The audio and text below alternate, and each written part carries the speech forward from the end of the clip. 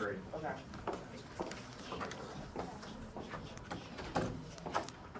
Wait, could I quickly just borrow 2 people to help me really quick? Sorry.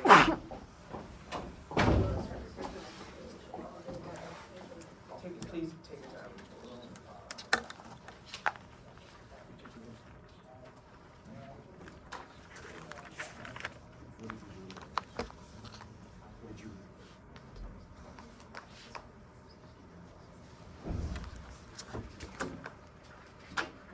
I think you just want to fill in the names for like one sheet and then I'll do the other one.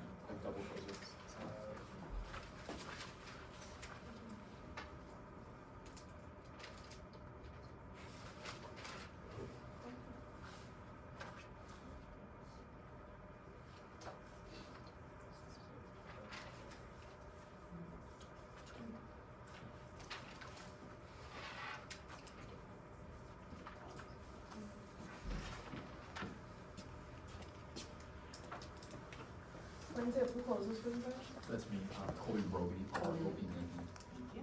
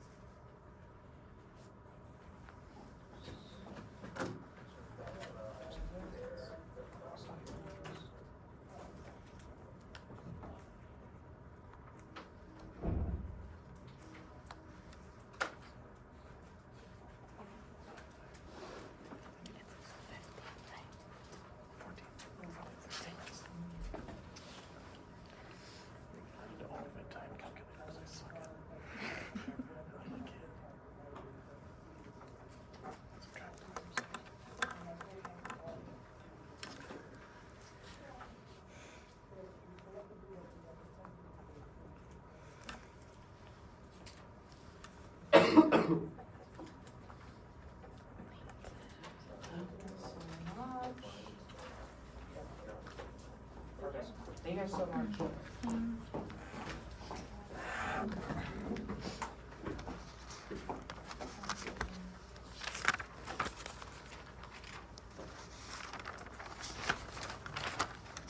With that, is the plaintiff ready to proceed? Yeah. Sorry. No, all good. And is the defense ready to proceed? Yes, Your Honor. Awesome. May we make appearances before the Yes. Good afternoon, Your Honor. My name is Julia Kerr, and along with my co-counsel, Milan Antonucci, Good afternoon, Your Honors. and Colby Roby, Good afternoon, Your Honor. who represent the plaintiff in today's case, Ms. Shannon Sheehy. Defense, can I get appearances? Yes, Your Honor. Good afternoon. My name is Evan Roll, and today I'm joined by my co-counsel, Ava Cunningham, Good morning, or good afternoon, Your Honor. and Carson LaFemme. Good afternoon, Your Honors. And today we represent the defense. Joining us at the defense table today is the defendant, Ms. Taylor Hobson, Good afternoon, Your Honors. who the defense moves to designate as our party representative. Okay, so moved. Anything else from the plaintiff? Yes, Your Honor. First, the plaintiff has created a bench book for today's case involving all the relevant documents. These include the Midland's rules of evidence, case law, the complaint and the answer, as well as stipulations. Both sides have seen these documents. May my co-counsel approach and tender? Yeah, is that a correct understanding? You Yes, have Your full Honor. attention? And then in that bench book, if I could direct your attention to the stipulations tab. On the first page of that, stipulation 6. This lists out all the pre-admitted exhibits in today's case. We'd like to know if we will be using exhibit 6 during our opening statement. If my opposing counsel could approach and tender that exhibit now. And you're okay with everything? Yes, Your Honor. Next, Your Honor, we'd like to ask some of your preferences in the courtroom. First, may we move freely about the well? Yes. Next, would you like for us to ask permission when approaching the bench, opposing counsel, or witnesses? So if it's your witness, your counsel, don't, feel free to just let the record reflect. But if it's opposing counsel, the bench, or opposing witness, please ask before you do so. Yes, Your Honor. And when a objection has been sustained, should we motion to strike offending testimony or assume it stricken? Motion to strike. Yes, Your Honor. And lastly, the plaintiff would like to invoke Rules 603 and 615, the constructive swearing in and sequestration of all witnesses barring party representatives, noting that our party representative would be Ms. Shannon Sheehy. Okay, are we to assume that Shannon Sheehy is at your table? Yes, if- Your Honor, Okay. constructively, Ms. Shannon Sheehy. And then defense, I'm assuming your party representative is Ms. Thompson? Yes, sir. With that, Your Honor, the plaintiff is ready to move into opening statements. Anything from the defense? Yes, Your Honor. At this time, the defense would like to tender a character evidence form to the bench. May my co-counsel approach and tender? Your Honor, this form serves as a notice of intent by the defense to offer character evidence pursuant to Rule 608A, stating that we will be attacking the truthfulness of the plaintiff's witnesses in today's case. Both sides have previously agreed to this document. Okay, and just from my understanding, you mean any and all witnesses from the plaintiff that they could call? Yes, possibly? Your Honor. Okay, cool. Is that a correct understanding of the form? Yes, Your Honor. Okay, All right, with that, the defense is ready to proceed. okay. Plaintiff, whenever you're ready.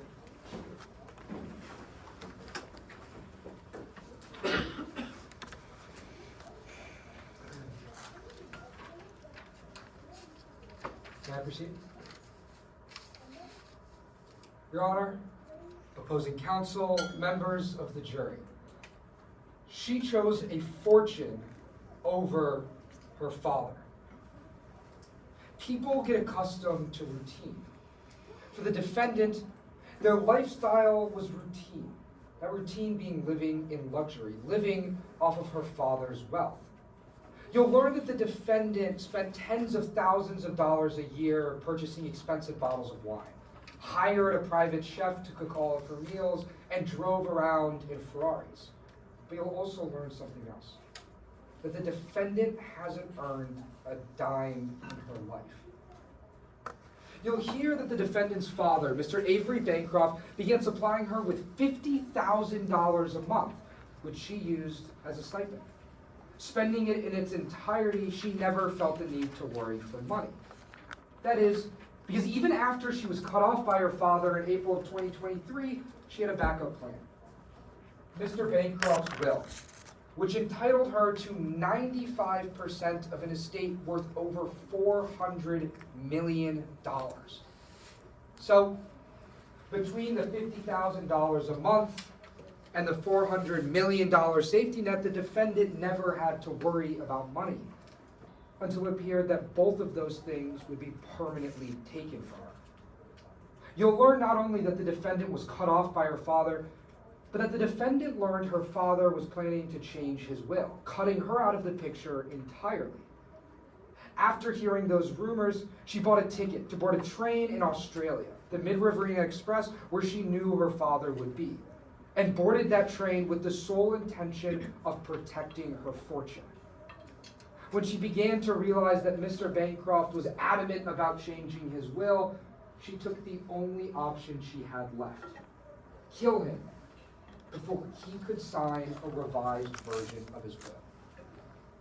Because of that, the plaintiff is suing the defendant under a Midlands law known as the Slayer statute. The Slayer statute states that anyone found to be a culpable actor in the death of an individual is ineligible to receive any of their assets, regardless of what's written in the will at the time of the individual's passing. Today, the plaintiff will prove that Taylor Hobson is a culpable actor in the death of her father, Avery Bancroft, by proving that Taylor Hobson acted purposefully. Purposefully means that the plaintiff will show Taylor Hobson took actions with the expectations that her actions would lead to her father's death. Now, the plaintiff incurs a burden in today's case. That burden being to prove anything we claim by a preponderance of the evidence. Simply, we must show you that what we say is more likely than not. And by the end of today's trial, we will show you that it is more likely that Taylor Hobson boarded the Mid-Riverina Express, bought a bottle of potassium, and killed her father than it is not. And to do just that, we ask you to follow the evidence. And to help you through that, the plaintiff will call in the witness stand 3 witnesses. First, you'll hear from Kirby Doolittle, Mr. Bancroft's personal assistant for the 2 years prior to his death. Mr. Doolittle will tell you a little bit about Ms. Hobson. We'll tell you that the defendant constantly argued with her father and that their time aboard the Mid-Riverina Express was no different. but he'll also show you an unsigned version of Mr. Bancroft's will, documented proof that he was willing to take all $400 million of his estate and take it out of the hands of Taylor Hobson. Next, the plaintiff will call Dr. Hillary Edmond. Dr. Edmond, a board-certified pulmonologist, will tell you that Mr. Bancroft was battling with chronic kidney disease, a disease that leaves the body susceptible to potassium. She'll walk you through why potassium is so deadly and share with you a medical record, showing that the defendant was at conversations in which Mr. Bancroft and herself learned that the ingestion of any amount of potassium would prove deadly to her father. Dr. Edmond will tell you about this small German town in Australia called Handorf, where she saw the defendant holding a bottle of potassium extract. And our third and final witness, Harley Kim, will pick up right where Dr. Edmond left off. She'll tell you that she also saw the defendant in the same town on the same day at the same time holding the same bottle of potassium. And will tell you that the defendant walked out of Cher's Tool and Craft with 2 items that match a receipt found aboard the Mid-Riverina Express. She'll also tell you that when she stumbled in to the defendant's cabin, she found that very bottle of potassium extract wrapped in an orange hoodie. By the end of today's trial, the plaintiff and the evidence will have shown you that the defendant had the financial motive to ensure her father died, had the knowledge and acquired the means to kill him aboard the Mid-Riverina Express, and boarded the train with her mind set on protecting her fortune by any means necessary. By the end of today's trial, my co-counsel, Colby Roby, will come up here, walk you through the evidence, show you that the plaintiff has far exceeded our burden of more likely than not, and ask you to find the defendant liable. Thank you.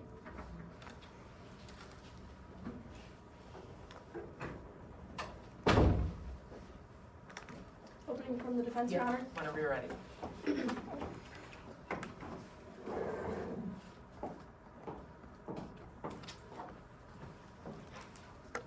And good.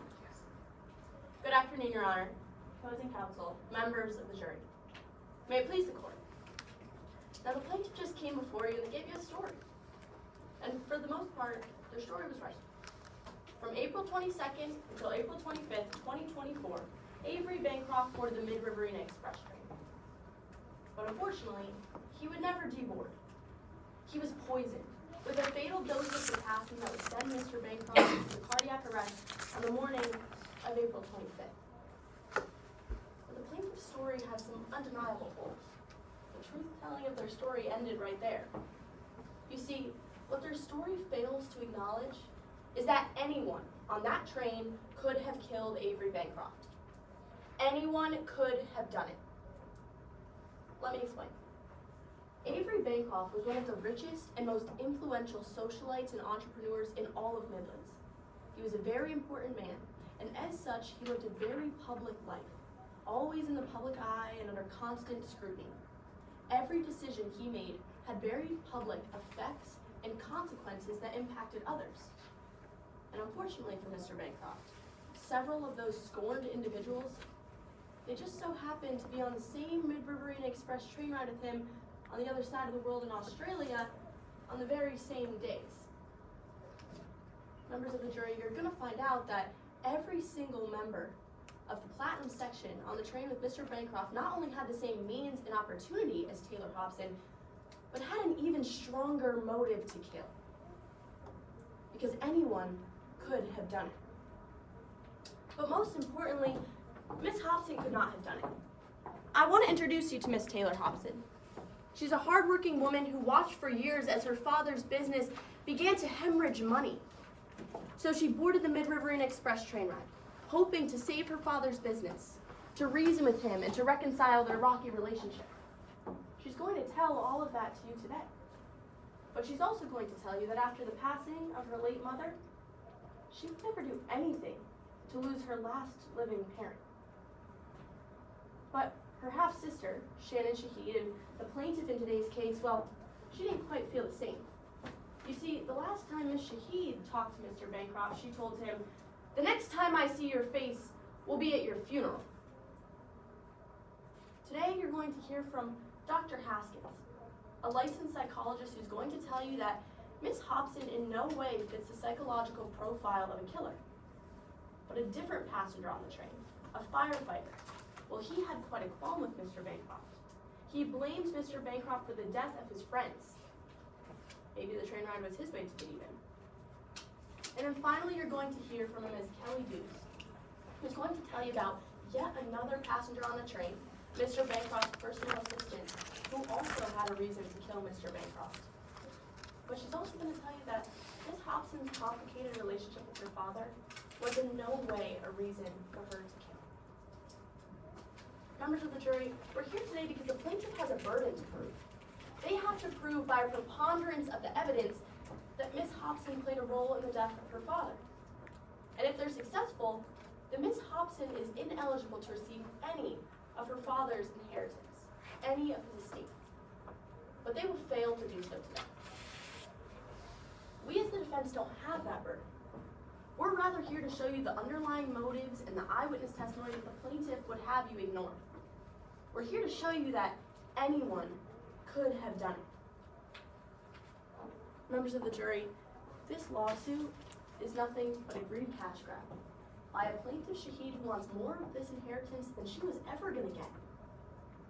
She was set to inherit 5%, only $15 million. But what the plaintiff won't tell you is that if they succeed today, if Shahid and her counsel can convince you of their lies, she gets a $400 million payday. The truth is that Mr. Bancroft made a threat he had made year after year, a threat to remove Taylor Hobson from his will. But year after year, he made it, and every time it had gone unsubstantiated, and this time was no different. And Taylor Hobson, she knew that.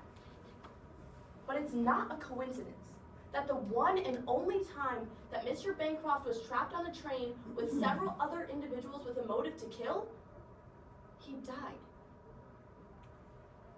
Members of the jury, anyone could have done it. So at the end of today's trial, my co-counsel, Carson LaFemina, is going to come before you and ask you to find a verdict of not liable. Thank you.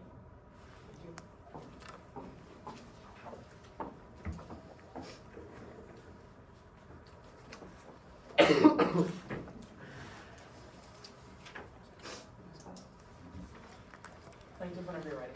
Yes, Your Honor. The plaintiff calls Mr. Kirby Doolittle to the stand.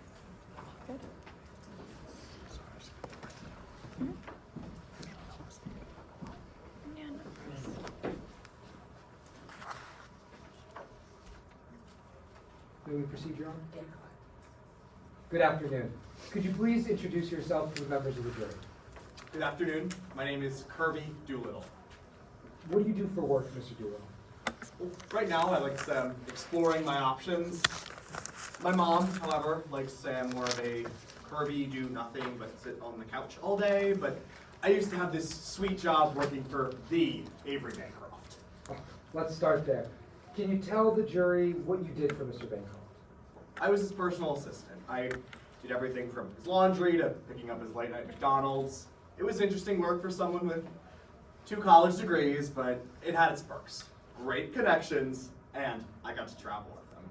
Our last trip, though, was the Mid-Riverina Express back in April 2024 in Australia. Before we get to Mid-Riverina Express, Mr. Doolittle, would you recognize the handwriting of Mr. Bancroft? Oh, yes, of course. So I was handling a lot as his personal assistant. It'd be pretty bad if I did. Your Honor, permission to approach opposing counsel with exhibits marked 8 and 42. Noting for the record that Exhibit 42 has been pre-admitted in today's trial. Would Your Honor like courtesy something? Yes, please. Permission to approach with those counsel.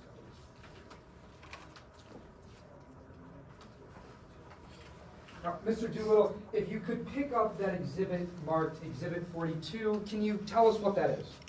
Yeah, so it looks like it's a note addressed to someone named Taylor. And can you tell us who wrote this note? Looking at the handwriting, it looks like Avery's handwriting. The same color paper he uses, same color pen. Also, it's signed little A at the bottom. Your Honor, at this time, I'm sorry, Mr. Doolittle, could you please look at that second note, the one marked Exhibit 8? Yeah. Now, can you tell us, based off of Exhibit 42, who you think wrote this one? Comparing them both to each other, they look like the exact same paper he always uses, same pen.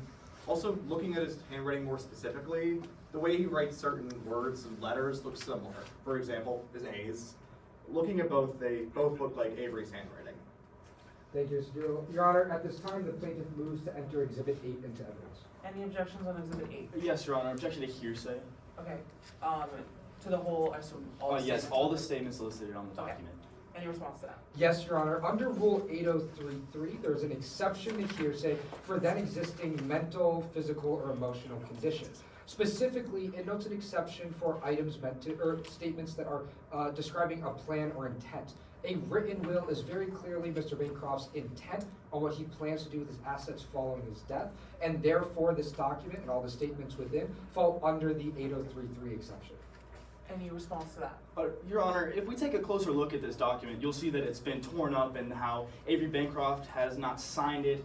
This shows that it is not his motive, intent, or plan because he tore it up, and if I may proffer, the witness may testify that it will have been found torn up in a trash can. This is showing that it may have been at one point a thought Avery Bancroft wrote down, but he had no intent to carry through with it, otherwise he would not have torn it up and thrown it away without a signature.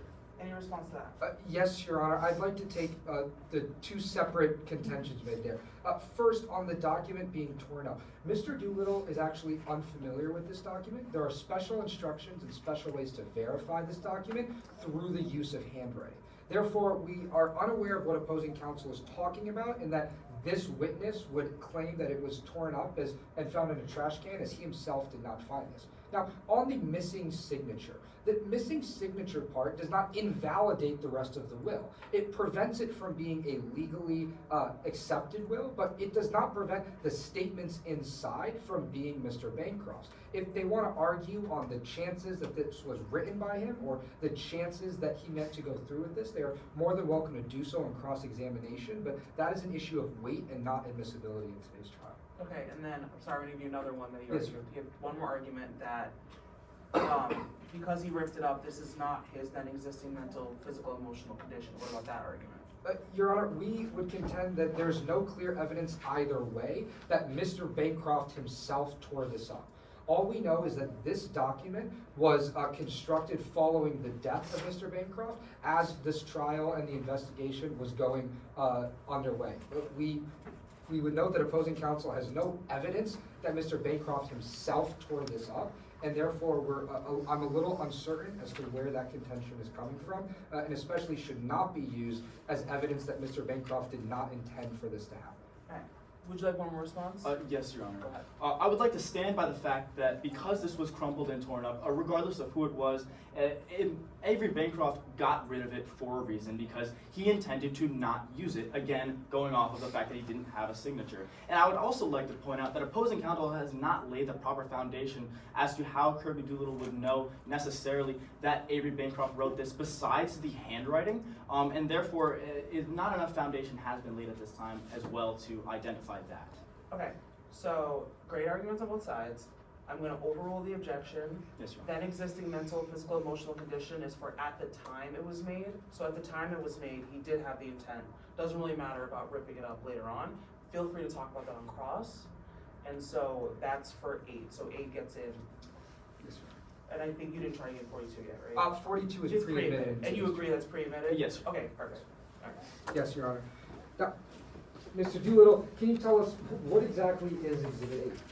Yeah, so looking at it, it looks like the last will and testament of Avery Bancroft. Basically, it's just laying out that he's giving his entire estate to charity, all 100% of it. Then it notes that if any person tries to contest or put this will aside, that person will get no right to anything. And this explicitly includes Taylor Hobson. Mr. Doolittle, you're familiar with Mr. Bancroft's previous will, correct? Yes, I am. Do you recognize a copy of it? Yes. Your Honor, permission to approach opposing counsel with exhibit, marked exhibit 8? Yep. Or exhibit 6, my apologies. And there should be a copy Yes. on your bench. Now, Mr. Doolittle, what have I just handed to you?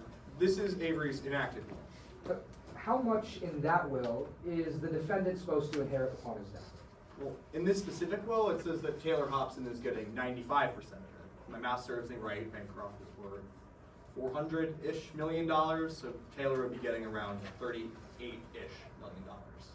So, just for people that might not be great at math, what would happen to the size of the defendant's inheritance if Mr. Bancroft would have been able to sign the last will and testament? From this will, it looks like Taylor would be getting nothing. Your Honor, permission to publish exhibits 6, 8, and 42 to the members of the jury. Yep. Would the courtesy copy suffice, or would you? Yeah, like- these are fine. Thank you. Now, Mr. Doolittle, you've talked a lot about someone named Taylor Hobson. Can you tell the members of the jury who this person is? Of course. So Taylor Hobson is Avery's eldest daughter. I told him a lot as Avery's personal assistant, but the relationship seemed kind of complex. I mean, I don't think a week would go by where I didn't see the two arguing about something. For example, there was this one time where Avery had asked Taylor to join us abroad, but Taylor kind of freaked out on them, calling them a heartless monster for even suggesting it. Of course, they didn't join us then, but they did actually join us on the Mid-Riverina Express later that day. Let's talk about the Mid-Riverina Express. Was it surprising for the defendant to see Mr. Bancroft? Well, Taylor had let me know that they were somewhat interested, but they never told me if they were actually going to join us. Certainly surprised me. But when I got on the train, they seemed the same as always. Fighting with fighting with Avery from the first dinner we had to the last meal all aboard the train. Let's talk about those two meals. Now, that first meal, you called it the welcome dinner. Can you tell us what happened there? Yeah. So, me and Avery were having our food when Taylor walked over to talk to Avery. I wanted to give them their space, so I walked away to go get a drink. But as soon as I walked away, I heard this yelling coming from the table. As soon as I looked over, Avery was storming off. I went to go check what happened, and I just heard Taylor saying people need to pay for their choices. The train goes by, and you specifically mentioned the last dinner. Was that one any different? Kind of, it was complicated. So Avery had mentioned that they were planning on leaving the train the next morning. Afterwards, I went back to go to my cabin, get some shut-eye, but as I was passing Taylor, I heard him say, "He can't leave. That'll ruin everything." Did you get a chance to talk to the defendant or Mr. Bancroft after that dinner? I tried. Earlier that day, Avery had me working on this financial project. It was a paid vacation after all, so after about 2 Red Bulls, I was able to finish it for him, and he wanted it ASAP. So around 4 a.m.-ish, I went to go give it to him. But when I got there, I heard this shuffling in the cabin and started calling out for Avery. Well, when you knocked on his door incredibly early in the morning, did he wake up and open it? Well, I know that Avery usually takes sleeping pills, so it was kind of weird for him to be awake, so I kept knocking on the door, calling out, "Avery, Avery." That's when someone just yelled at me to go away. Objection, Your Honor, to hearsay the statement "go away." Any response? Yes, Your Honor. The exact statement, "go away," was a command. Commands hold no inherent truth value in the state of Midlands, and therefore we don't believe that this is hearsay. Any response to that? Yes, Your Honor. It is the plaintiff's contention today that Taylor Hobson killed Avery Bancroft. I believe, I have it on a good faith basis, that the jury will assume that this is going to be Taylor Hobson's voice within there, and that they will be using this for the truth of the matter asserted that it was Taylor Hobson telling Kirby Doolittle to go away. Any response to that? Yes, Your Honor. We've laid absolutely no foundation to make the argument that Taylor Hobson was the one who said it, and defense is purely believing that, or is purely making that up. If that is what the jury walks away with, that is one thing, but that is not how we evaluate hearsay. In order for it to be hearsay, there must be a truth value asserted. Because it is a command, there is no such truth value, and it should be heard in court. Any response on Hobson's? Your Honor, I stand on the grounds that the truth value in this instance is that whoever was telling Kirby Doolittle to go away is who they're insinuating killed Avery Bancroft. Okay, so I'm gonna overrule it. The inherent truth value is the statement itself, and there's no inherent truth value in a command. I agree with counsel, so I'm gonna overrule it. Yes, Your Honor. Yes, sir. Mr. Doolittle, after you heard someone tell you to go away, what did you do? Well, at the time, it was still pretty early in the morning, so I actually thought it was Avery's voice. But when I got back to my cabin and tried to go to sleep, I just knew that something was wrong. It wasn't Avery's voice in there. So I went back to his cabin around 5:30, and as soon as I got there, the door was open. When you got to Mr. Bancroft's cabin that morning with the door ajar, did you walk in? Yes, and that's when I found Avery on the ground, unconscious. I immediately tried to find a pulse, and thankfully he still had one, so I wanted to make sure that everything was okay. So I ran into the hallway yelling for help when thankfully a doctor, Dr. Edmond, arrived and started performing CPR. But after a very long time, eventually Mr. Bancroft did die. Thank you, Mr. Doolittle. The plaintiff has no more further questions for the witness. Thank you. Any cross? Yes, Your Honor. You can begin whenever you're ready.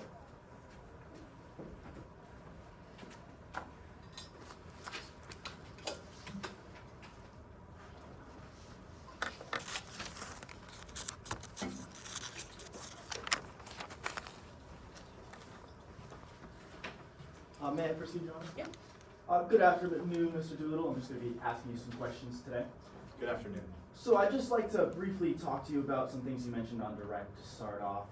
You mentioned a handwritten will that supposedly A.B. Bancroft wrote, right? Yes, it looked like his handwriting. And you'd recognize that will if I showed it to you? Yeah. Your Honor, permission to approach the witness, which has already been pre-marked as Exhibit 8. Yep. You already have courtesy, don't you? Okay, perfect. Now, Mr. Doolittle, this is the will you were referring to, correct? Yes.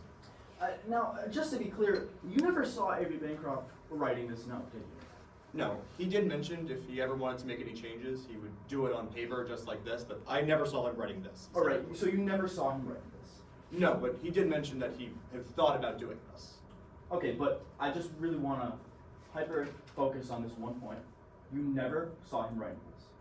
No, I never saw him All right, writing thank this you. specific. And so, this note also seems to be crumpled and torn up, isn't that right? Yeah, it looks like he dated it, but never got the chance to sign it. That's right, and his signature is nowhere on this document, correct? No, it's dated the day he died, and then it's never signed. All right, thank you. Let the record reflect I'm retrieving the... So, now, Mr. Doolittle, I'd just like to get into your work history for a moment. You actually started working for A.B. Bancroft in October of 2022, isn't that right? Yeah, I used to do this security gig, but look at me, I wasn't that good at it. Yeah, and you met him at a party, correct? Yes, this gal that was happening at the Miller Tower. And he hired you at this party that very night. Yeah, he was looking for a new assistant, looked like a great opportunity, so yeah, I said yes. And he hired you without telling you the salary of this job? No, but I knew he had a lot of money, so I assumed it would be pretty good. He hired you without telling you the benefits of this job? No, I didn't really need it. And you started working for him the very next day, isn't that right? Yeah, talk about a quick transition. Right. And as his assistant, he had you do everything, isn't that right? Yeah, it was a pretty great job. In fact, you'd go as far as to say that it was a 24/7 job. Yeah.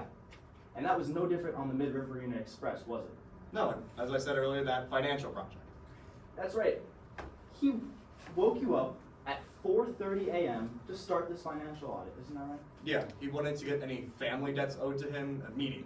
Right. He broke into your cabin at 4:30 in the morning. Since he broke in, he's a pretty old man, but he did come into my room. All right. And when you asked to maybe push it off just a little bit, he started arguing with you. Yeah, he'd say he wanted it ASAP. And he told you that if you didn't do it, he would replace you like he replaced all of his other witnesses. Yeah. All right. And now, I'd just like to briefly move on to talking a little bit about some of Avery Bancroft's other will. You actually noticed that you knew one of the witnesses on that will, isn't that right? Yeah, my Uncle Corey. That's right, your Uncle Corey Hyde. Now, Corey Hyde was also Avery Bancroft's assistant, isn't that right? Yeah, I guess it runs in the family. But he's not his assistant anymore. No, he's not. Clearly, I was. Because he was put into prison for 15 years. Yes, he was. Because he committed crimes on Avery Bancroft's behalf. Allegedly, I believe. Allegedly, and yet he's serving 15 years of imprisonment without parole. Yeah, he's getting parole in 2030. Okay, and Mr. Doolittle, you took the job with Avery Bancroft despite this fact. Yeah, I mean, it seemed like still like a great opportunity. But Mr. Doolittle, you love your uncle, Corey Hyde, don't you? Not in a creepy way, but yes. And Mr. Doolittle, you solely blame Avery Bancroft for his imprisonment. Wouldn't say solely, but partly, I guess. I'm gonna ask that question again. You solely blame Avery Bancroft for your uncle's imprisonment. Partly. Is it your testimony today that you only partly blame Avery Bancroft for his imprisonment? Yes, I partly blame him because he was working for him at the time. Mr. Doolittle, you prepared an affidavit for today. That is correct. Yeah, Your Honor, may I have a moment Yeah, to just... courts and buildings. Oh, it is?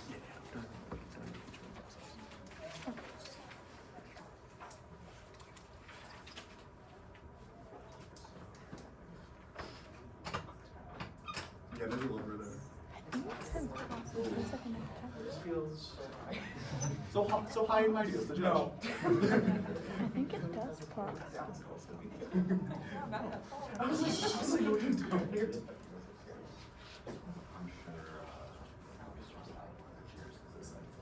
Yeah, there's a couple in the back over there as well. Your Honor, Yeah. please like to move on. Yeah, no problem. So, you believe that Avery Bancroft played a significant part in putting your uncle in prison, correct? Partly just because he worked for him at the time. Right, and once again, you hid this from Avery Bancroft throughout your entire employment. Wouldn't say hit it to him, but I mean, I can't imagine how many times your uncle comes up in normal conversation. All right, Mr. Doolittle, now I'd just like to get to talking a little bit about the night of Avery Bancroft's passing. So, that night, you were up until about 4 a.m. working on this auditing project, Yeah, getting all those family debts. and no one else was with you at this time. At some point I was in my room with Mr. Nathanson, but no, not when I was walking through the hallway. Right, and Mr. Nathanson was asleep this entire time. No, he seemed to be awake at the time. Mr. Doolittle, Mr. Nathanson was asleep between the hours of 10:30 p.m. and 6:30 a.m. I don't remember the exact times, but the light from my computer seemed to keep him awake.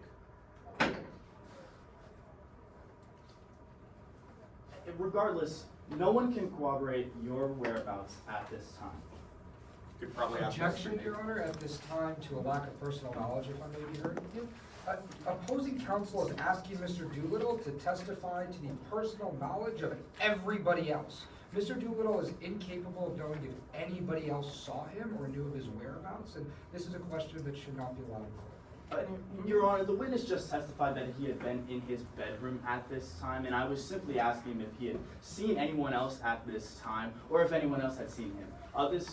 Okay, so just form the question like that, and Oh, that's okay. fine. I think you would agree that that's, Yes, Your yeah, Honor. so just re-ask it that way, and I think we're good. All right, yes, Your Honor. So, you were in your cabin at this time, correct? Yes, with Mr. Nathanson, we had one of those bunk beds back in college.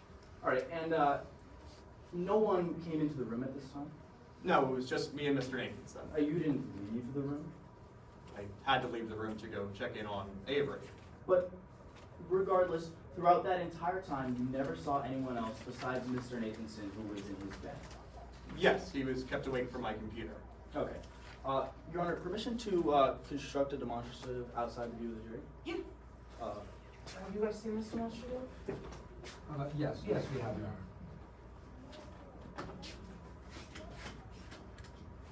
Point of order, may I just move Yeah. around? Feel free to move around so you can see it.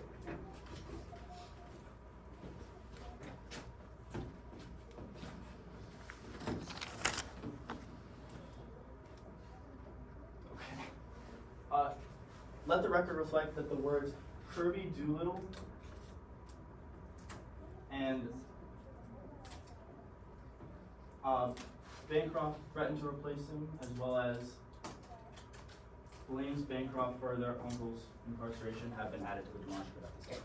Any objections to adding those words? No, Your Honor. At this time, no further questions, Your Honor. Okay. Would you like me to deconstruct the demonstrative? That is up to plaintiff. Yes, please. With that, any redirect from plaintiff on Mr. Doolittle? No, Your Honor, we just asked for Mr. Doolittle to be allowed to step down from the witness. All right, thank you, Mr. Doolittle. Thank you.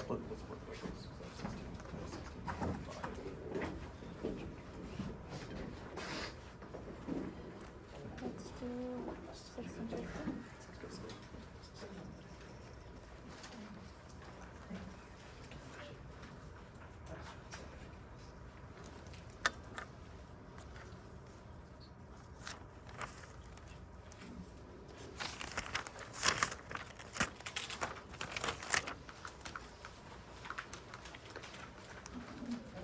All right, plaintiff, whenever you're ready.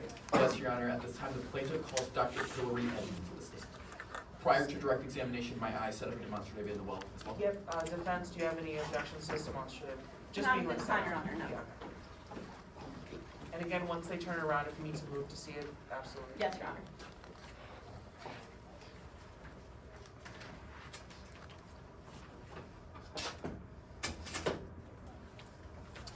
May I proceed? Good afternoon. Could you please introduce yourself to the members of the jury? Good afternoon. My name is Dr. Hillary Edmonds. What do you do for a living, Dr. Edmond? I'm a board-certified physician. I specialize in pulmonology, which focuses on treating respiratory diseases. But as of right now, I work as a general medical consultant.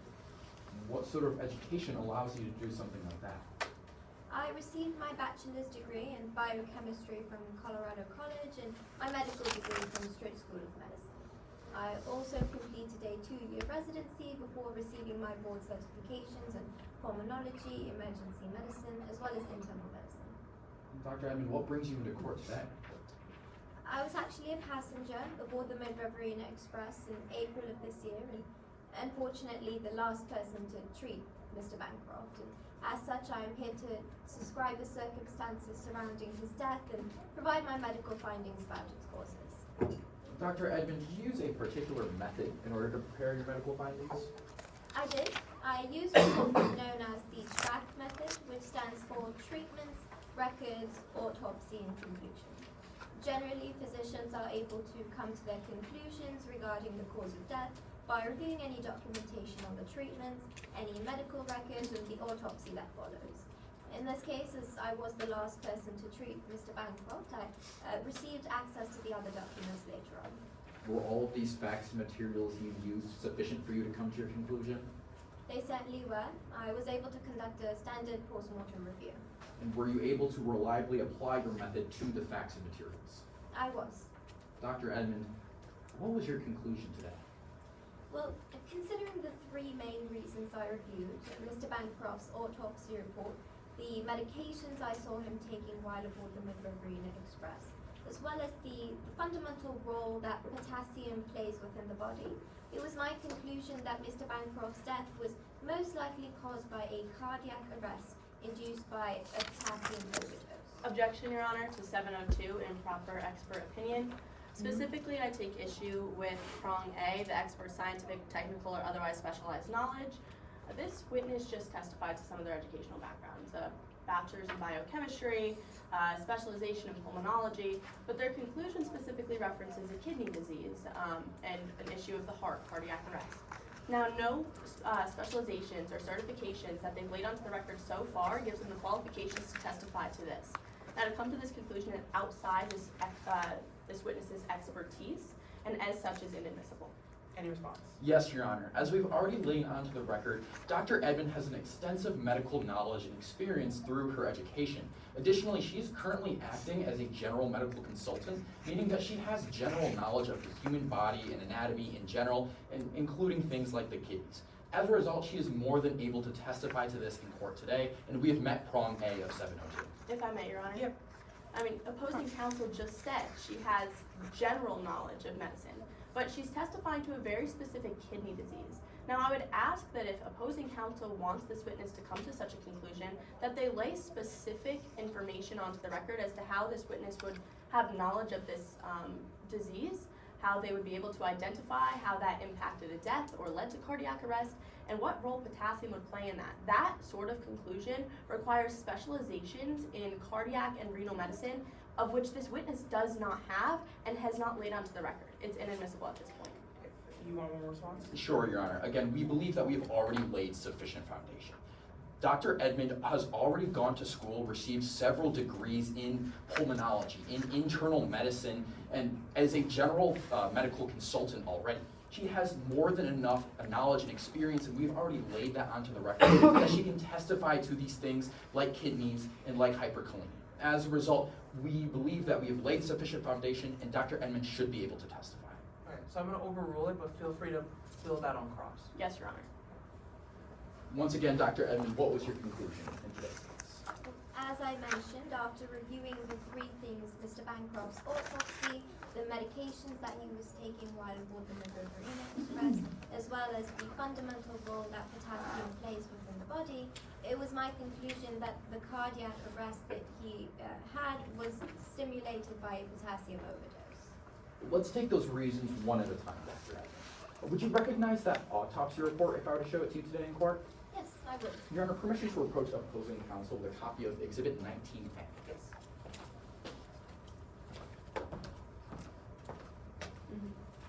Approaching the witness with the same. Would Your Honor like a courtesy copy? Yes, please. Dr. Edmond, what are we looking at here? This is Mr. Bancroft's autopsy report. Is it a fair and accurate copy? Yes, it is. Has it been changed or altered in any way? No. Your Honor, at this time, the plaintiff moves to admit Exhibit 19A into evidence, noting for the record that pursuant to Stipulation 10, all objections have been made. Oh, that is our understanding as well. Okay. Yes, Your Honor. It's in. Dr. Edmond, what does this autopsy report tell us? Well, the autopsy specifically tells us two things. First, that the size of both of Mr. Bancroft's kidneys indicate that he was struggling with at least stage 3 chronic kidney disease. Excuse me. And the second, that after his passing, his blood serum actually had elevated potassium levels at 6.8 millimoles per liter. We would actually classify this as very severe hyperkalemia. Dr. Edmond, what is hyperkalemia? Well, it can be quite confusing to explain with just words, so I actually brought a quick visual aid. So, permission for Dr. Edmond to step down and make use of the demonstrative aid? Any objection by the defense to turning that around? Not at the moment. Okay.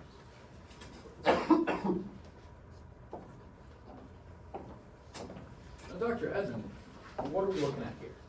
Well, on the left side here, we see that blood circulating through a healthy kidney gets filtered out of a lot of potassiums and toxins. And this only allows a set amount of potassium to actually pass through the rest of the body. Now, how would somebody with chronic kidney disease, how would that affect this sort of filtration? Well, when the kidney shrinks and is severely impaired, as in the case of chronic kidney disease, that kidney actually fails to filter out much of that potassium. Instead, the potassium and toxins accumulate within the bloodstream, leading to what is known as hyperkalemia. This overdose of potassium can be quite fatal, as it can lead to irregular heartbeats, fatigue, and in severe cases, cardiac arrest. Do you know if Avery Bancroft was taking any preventative measures against something like hyperkalemia or cardiac arrest? Yes, this actually brings me to the second reason for my conclusion. The medications that I saw Mr. Bancroft taking while aboard the train. You see, on April 24th, I actually noticed him taking Valtessa and lisinopril. The first of which is actually used to reduce the amount of potassium within the bloodstream, making it look more like a healthy kidney. The second medication is used to work against cardiac arrests by reducing blood pressure. Do you know if Avery Bancroft was ever warned against something like hyperkalemia or excessive potassium intake? Yes, I was. I actually reviewed his medical records that were issued by his primary care physician where he was warned about it. And you would recognize that document? Yes, I would. Permission for Dr. Edmond to step back into the witness chair. And permission to approach opposing counsel with a copy of Exhibit 20. Yep.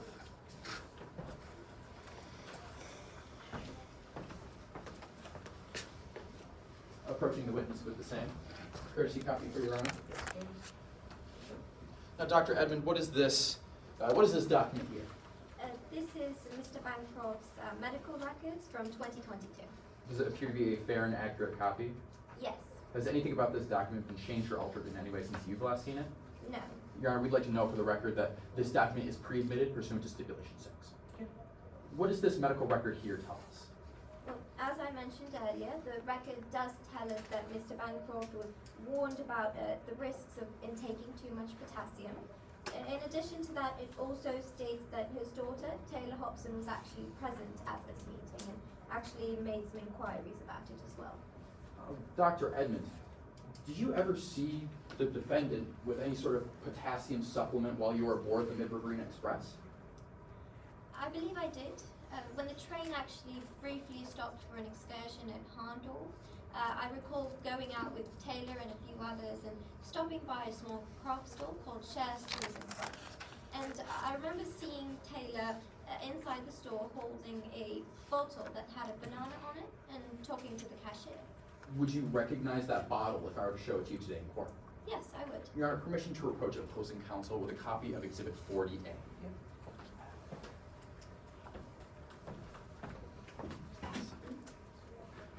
Approaching the witness with the same. Courtesy copy of the label for Your Honor. Dr. Edmond, what are we looking at here?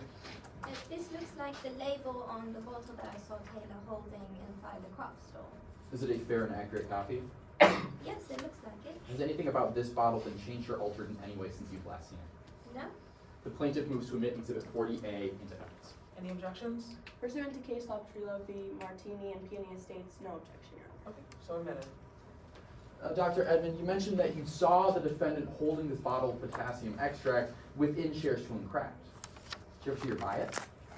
Well, she didn't buy it when I was there, but after I went back aboard the train, I do recall looking out my window and seeing her run back in the direction of the store. Now, Dr. Edmond, given everything that we have learned today about hyperkalemia and cardiac arrest, when do you think was the most likely time frame that Avery Bancroft was administered with this potassium supplement? Well, based on the autopsy report and the sheer amount of potassium that was found in his bloodstream, a potassium supplement such as this one might have been ingested sometime between about 2 a.m. and 4:30 a.m. on the morning of April 25th. Thank you, Dr. Edmond. No further questions for this witness. I'm approaching to retrieve evidence. And permission to approach and publish Exhibit 40 to the bench. Defense, before you start your cross, would you like to keep this? Opposing counsel can be constructed. Thank you.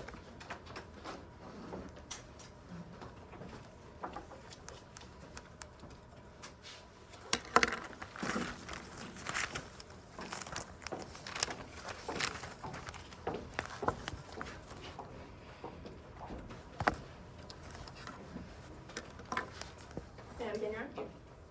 Hi, Dr. Edmond. I'm just going to be asking you a few questions today. Hello. I want to start by talking about your history with Mr. Bancroft, if that's all right. Of course. You actually knew Mr. Bancroft before you went on the Mid Riverina Express, isn't that right? I did know of him, yes. It's because you both lived back in Midlands, correct? Yes. But you actually got to know him somewhat personally when he ran an ad campaign against your husband for a political office, isn't that correct? Yes, I believe so. Your husband was running for the Midlands Supreme Court, right? He was. And Mr. Bancroft funded the campaign of his opponent where he essentially damaged your husband's reputation, isn't that right? I'm not entirely sure. I do believe that there was some sort of super PAC involved, but sure. Right, Mr. Bancroft funded the ads against your husband. I believe so, yes. And these ads called your husband a liar. Yes, they did. They called him a corrupt man, correct? Unfortunately, that is how politics work. Right, and the outcome of this was that your husband actually lost that election, isn't that right? Yes, he did. Afterwards, he dropped out of public life, right? Yes. And he was more depressed than you've ever seen him in your entire time knowing him, isn't that right? In the moment, yes, and understandably so.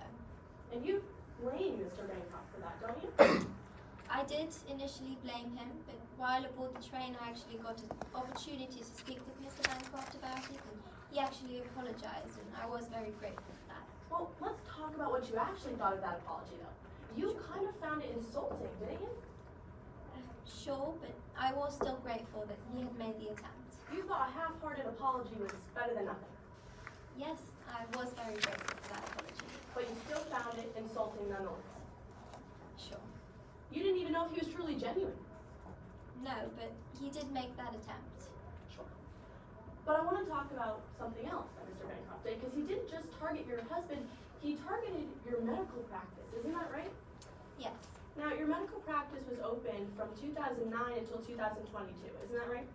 it was. I did close it down. You closed it down because this ad campaign said that you had tax discrepancies, isn't that right? Yes, unfortunately I am a doctor, not an accountant, and when I first started out there were some accounting errors, so that must have been it. Well, it wasn't just accounting errors. The IRS actually forced you to plead guilty to tax evasion, isn't that correct? Yes, but after a small fine it was settled. But it wasn't settled, because your reputation was damaged, was it not? Well, the tax issues were settled. The tax issue, sure, but your medical practice actually lost almost every single one of their clients as a result of this, isn't that right? Sure, I did close the clinic, so yes. Because you lost so many clients as a result of pleading guilty to this crime, correct? Yes, And as a result, you shut down your business, like you said, right? I did. But you weren't hired in another medical practice for a year and a half after that, isn't that correct? Oh no, I was having interviews, and it was actually one of the reasons I was actually on the train. I was heading over to an interview. I appreciate that, Dr. Edmond, but in Midlands, you were never hired in another hospital, were you? Not in Midlands, no. Not another private medical practice?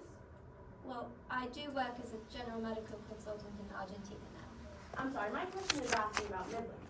You have not been able to find a job in any medical practice after Mr. Bancroft's ad campaign, is that correct? I do have a job currently. In Midlands. Not in Midlands. So that's a yes to my question. You've been unable to be hired in any form of medical practice in Midlands after Mr. Bancroft's ad campaign, yes or no? No. All right. Your Honor, permission to construct a demonstrative in the law?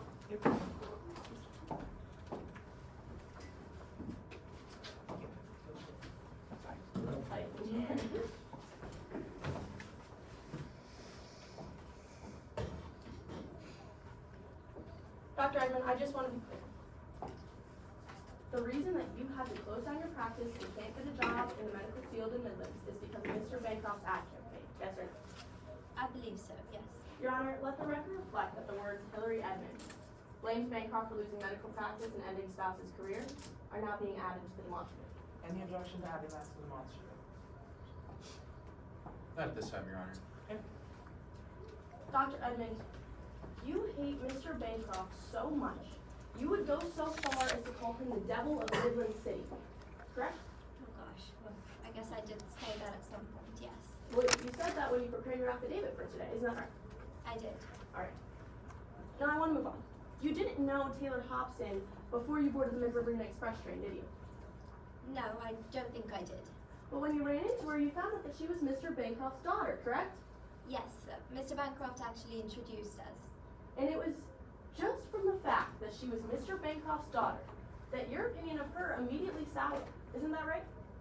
Initially, yes. You also thought she had a hand in the ad campaigns against you and your husband, isn't that right? I don't entirely know if she did. But you believe that there's potential that she might have had a hand in those ad campaigns, isn't that correct? She might have. I'm not entirely sure if she did. Is it your testimony today that you don't believe that Taylor Hobson might have had a hand in those ad campaigns?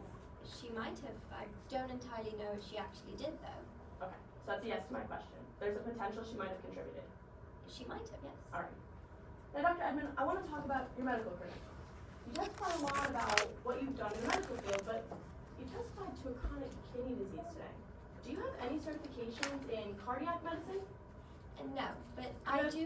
Sorry, my apologies. I do have a board certification in internal medicine, and internal medicine actually deals with a lot of the organs within the body, including kidneys. Dr. Edmond, I appreciate your testimony here today, but when the question asks for a yes or no, I'm just going to ask for the clarity of the members of the jury that you answer a yes or no. Of course. Now, to be clear, you do not have any certifications in specifically cardiac medicine, yes or no? Not in cardiac medicine, no. Not in renal medicine either, anything with the kidneys. Once again, I do have my board certification in internal medicine. So that's a no to my question. You have no specializations in any renal or kidney medicine. Not in renal, but I do in kidneys. Your specialization, renal and kidneys are the same type of medicine, Dr. Edmond, are they not? I do not have a board certification in that specifically, but I Thank do you. in internal medicine. So, Dr. Edmond, clarity of the jury. No specializations in specifically renal medicine, yes or no? No. Okay. But you made conclusions about cardiac and renal medicine here today in Mr. Bancroft's case.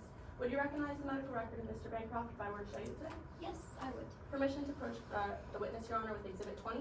Yep, just show opposing counsel first. Thank you. Is this the medical record, Dr. Edmond? Yes. Now, I want to talk about what this medical record actually does not include. It mentions his chronic kidney disease, correct? Yes, it does. But nowhere here does it say what stage of chronic kidney disease he was experiencing. No, that was in the autopsy report. So, no associated symptoms either. Not in this document, no. Now, it says he's fatal to potassium, correct? Yes, it does. But it doesn't say how much would be necessary to be fatal. Is that correct? It just says excessive potassium. So that's a yes to my question. There's no specifications about what excessive potassium actually means here. No. Permission to approach the witness and collect their exhibit, Your Honor? And permission to approach the bench and collect exhibit 40? Yes, is that this? Yes. Permission to approach the witness. Thank you. Now, this is the bottle of potassium extract that you looked at. Is that correct? Yes. Now, I want to be clear. You thought you might have seen Taylor Hobson holding that in a town called Hondorf. Is that correct? Yes, at Shares Tools and Craft. Well, I want to be clear. In no way was the bottle that Taylor Hobson holding, you can't tell us the color of the label that she had in her hand? No, just that the label looked similar. So, that's a no to my question. You can't tell us the color of the label she had? No. Not the size of the bottle she had? No, I was at a distance. You can't even tell us if that little green box that said Woodward Therapeutics was on the same label that Miss Hobson had. I'm not entirely sure, just the banana on the label. But you can't even be sure that it was a banana, or rather just an icon that looked somewhat similar. Objection, Your Honor, at this time, a compound question. Just break it up because I'm getting a little confused. Just Sure. break it up. You can't even tell us that the symbol you saw on the bottle Miss Hobson had was a banana. No, just that it looked like it. Sure. Permission to approach the witness and collect, Your Honor. Now, Dr. Edmond, I just want to talk a little bit more about this bottle. You believe that an excessive amount of potassium was needed to kill Dr. Bancroft, is that correct? Yes, especially considering that he was at stage 3 chronic kidney disease. Even a little bit of amount of potassium could have been fatal, but the excessive would have severely caused that cardiac arrest. But you can't say that this bottle was specifically the source of potassium that killed Mr. Bancroft, can you? No. Permission to approach the bench and kind of drink. Dr. Edmond, Mr. Bancroft, you believe, was poisoned with an excessive amount of potassium somewhere between 2 a.m. and 4:30 a.m. on April 25th, correct? That is correct. At that time, you were in your cabin, is that right? I was, yes. No one else was rooming with you in your cabin, were you? No. So you were completely by yourself. Yes, I was. Did you speak to anyone during that time or until the 25th? No, I was asleep and I woke up to Mr. Doolittle screaming and asking for help. That was actually when I went into his cabin. So to redirect you back to my question, you didn't speak to anyone at that time? No, I was asleep. And no one else can confirm your whereabouts then? I don't know that. No further questions, Your Honor. Would opposing counsel like me to deconstruct? Deconstruct it, please. And you read? Briefly, Your Honor. I promise to be brief. Now, Dr. Edmonds, you were just asked on cross-examination a lot about excessive potassium levels. We mentioned earlier on direct that Mr. Bancroft had an elevated level of 6.8 millimoles per liter in his bloodstream upon his death. Objection, Your Honor, to outside the scope of cross-examination. This information was elicited from an autopsy report of which I did not reference at all. I Yeah, also, but you talked about the excessive potassium, so I'm gonna give him some leeway here. yes, Your Honor. But if he goes too far, we can come back to this. Yes, Your Honor. So no room. Dr. Edmond, could that excessive amount of potassium of 6.8 millimoles per liter have occurred naturally in Mr. Bancroft? Not entirely, which is the odd part. considering the 6.8 millimoles per liter was such a high level, and it really couldn't have come naturally from consuming foods that are high in potassium. In addition, I do believe that prior to that ingestion, Mr. Bancroft actually had moderate to low hyperkalemia with little potassium. Objection, Your Honor, to the lack of foundation. This witness just said that Mr. Bancroft had moderate to low hyperkalemia symptoms. No foundation as to how that conclusion has been reached by this expert has been laid onto the record at this point. Any response? Yes, Your Honor. We believe that Dr. Edmond is referring to a piece of content within the autopsy report specifically. We could go through the process of laying this foundation if Your Honor would like, but otherwise, this information is within this autopsy report. If I may respond, Your Honor, briefly. Can you just tell me, like, you proffer where is it? Yes, specifically, Dr. Edmond is going to testify to the level of potassium upon Avery Bancroft's death, and she's able to come to the conclusion that this, here we go, and that, so it was preliminary window of potassium ingestion between 2 a.m. and 4:30 a.m. Bloodstream shows that there was a high, blah, blah, blah.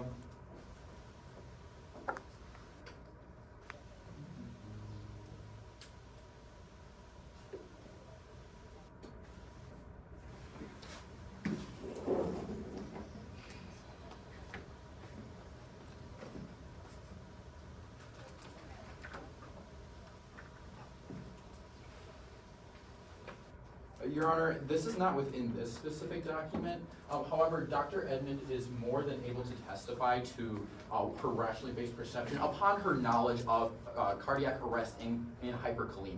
So I'm gonna sustain it, and you need to lay that foundation, because if it's not in here, I need to talk about it. Yes, Your Honor. Motion to strike defending testimony Yeah. until foundation is laid. Yeah. Yes, Your Honor. Dr. Edmond, could you continue your answer about Mr. Bancroft's potassium levels and whether or not that could occur naturally? Of course. You see, prior to April 25th, I didn't notice any signs of cardiac arrest that I usually would, as in difficulties in walking, any shortness of breath, but as I did spend quite a bit of time with him. And as such, it was my belief that he was moderately hyperkalemic, and as such, it was odd that that 6.8 millimoles per liter, that could have occurred. Thank you, Dr. Edmond. No further questions for this witness. Any recross? No recross, Your Honor. All right, thank you, Dr. Edmond.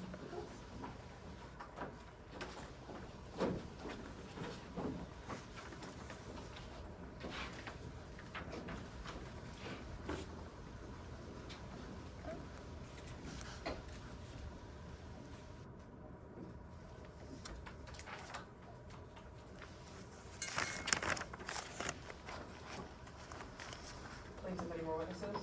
Yes, Your Honor, the plaintiff calls Harley Quinn to the stand.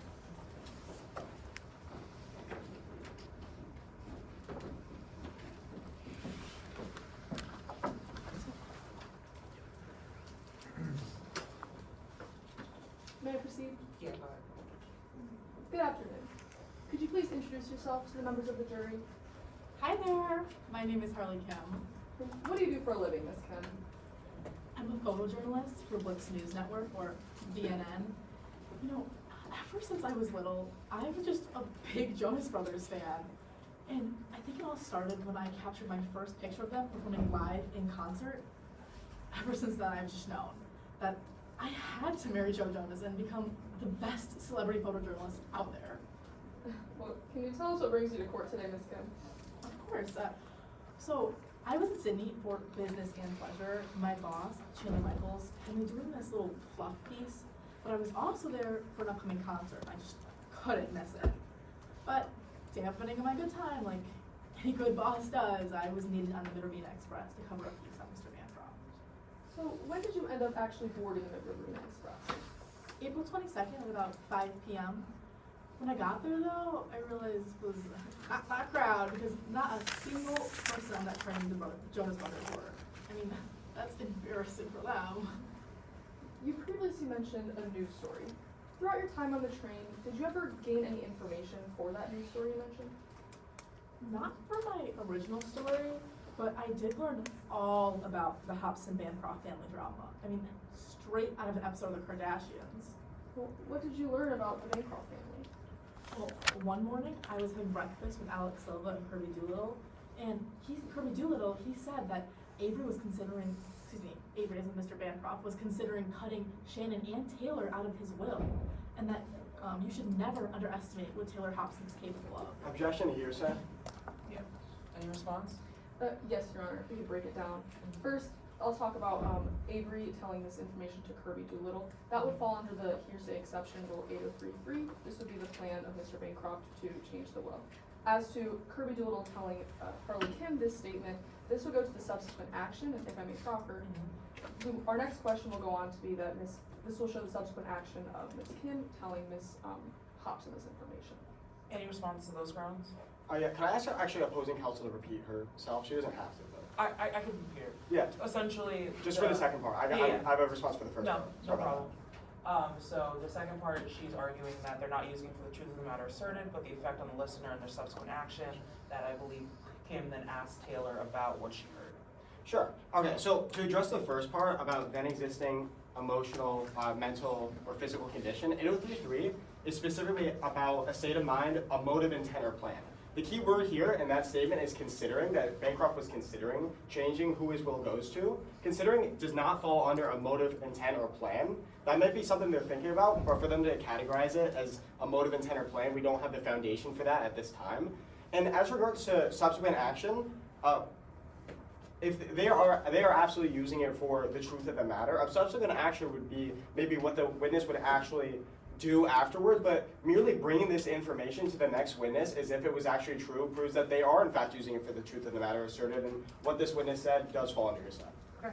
Responses to those grounds? Yes, Your Honor. We believe that this does fall under the exception 8033, as this is Mr. Bancroft explicitly telling Kirby Doolittle that he was planning or considering updating changing his will. That would show a plan or intent of Mr. Bancroft. And once again, we're simply using this to show the subsequent action of Ms. Kim, as she will later tell this to Taylor Hobson in the next question. Okay, I'm gonna overrule it. Very good arguments on both sides, just to That's say right. that. We'll do with limiting instruction. If we feel like they start going into the area of using it for the truth, feel free to re-raise. Yes, Your Honor. Ms. Kim, did you ever tell anyone else that information that you heard? Well, yeah, I did. I told Taylor Hobson, and I don't think she had any idea. When I said it, her face got all pale and her Objection to smile. hearsay. For this witness's own statement, say they told Taylor Hobson this information.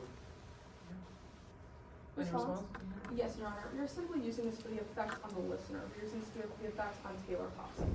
This witness has explained that after telling Taylor Hobson this information, Taylor went pale and she seemed flustered and confused by this. Therefore, we're simply using this for the effect on the listener, and it would be inherently not hearsay. May I respond, Your Honor? Yeah, go ahead. So I understand that there are elements here that do include Taylor's reaction to this information, but the plaintiff's entire contention in today's case is that Taylor Hobson knew that she was going to be written out of this will. So for this witness to tell this information, these rumors that Avery Bancroft was going to write her out of the will, and then have them bring it up as if they're not using it for the truth of the matter, that Taylor Hobson actually believed this, I don't believe that. I believe it is being used for the truth of the matter because it is, their entire contention in today's case is reliant on that Taylor Hobson did in fact think that she was being written out of the will. Well, I think very good arguments, but I do think the truth here is that it doesn't really matter whether or not he actually planned to, it's whether or not she believed he planned to, and I think that's what they're going for, which is permissible, so I'm gonna overrule it. Yes, Your Honor. Yes, Your Honor. Ms. Kim, I'll ask you that question again. Did you ever end up telling anyone else this information that you heard? Well, yeah, like I was saying, I had told Taylor Hobson, when I told her, she got all pale and her smile faded away and she ran off to take a phone call. Let's talk about some other interactions that you had with the defendant. Were there any interactions with her that stood out to you? I mean, not to brag or anything, but she did give me $7,500 for some of the photos I had taken. Well, what photos was she paying you for? Well, although the story was cut originally, I took pictures the entire trip, of our excursions, like the Silver City and Handor, and she asked me for all those pictures for the $7,500. In exchange, I had to delete the originals. Did the defendant ever explain to you why they were willing to pay such a large sum of money for some photos? Well, no. She said that she wanted to keep her dad out of any gossip magazines, but, I mean, I didn't take any pictures of Avery as he passed. I felt that was a poor taste, so I was taking pictures of the excursions, like I said, to Pandora, the Silver City, and people's reaction in the room as Mr. Bancroft passed. I want to look at that Hondorf excursion. Do you remember when exactly you went on that Hondorf excursion? That was April 23rd from 3 to 7 p.m. Other people went to a museum, but personally, I have a bit of a shopping addiction, so I chose to go to Hanover to shop around. Did you ever figure out why the defendant wanted the pictures from the Hondorf excursion specifically? Not really. It was pretty normal up until we were about to leave. Taylor, she ran back to the store we were just in, Shears Tool and Craft, and I followed her as that happened, taking some pictures along the way. Did you ever see the defendant leave Shears Tool and Craft? Yeah, I tried to get there at the same time and go in the store with her, but I mean, she was fast, so I only saw her leaving the store. But as she left, she had a bottle of sunscreen in her hand, a pair of sunglasses, and this little bag from Shears Tool and Craft. Ms. Kim, would you recognize a receipt from Shears Tool and Craft if I was before the court today? I would. Your Honor, permission to approach opposing counsel and with Exhibit 31. Mm-hmm.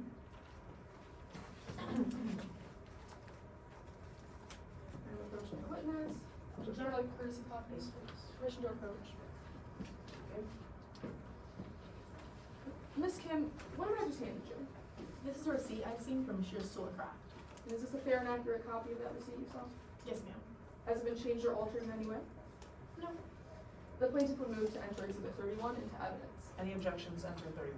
Yes, Your Honor. Under authentication, this witness certainly testified to the fact that she saw the Taylor Hobson holding items, but she never saw the witness, she never saw Taylor Hobson actually purchase any of those items in person. So we have no foundation to be absolutely certain that this is actually the authentic receipt from Taylor from that store. Is that your contention? That is not exactly our contention. Can you explain to me? Yes, Your Honor. All that we are purporting this to be today is a receipt from Shears Tool and Craft. We're not purporting this to be anyone's receipt.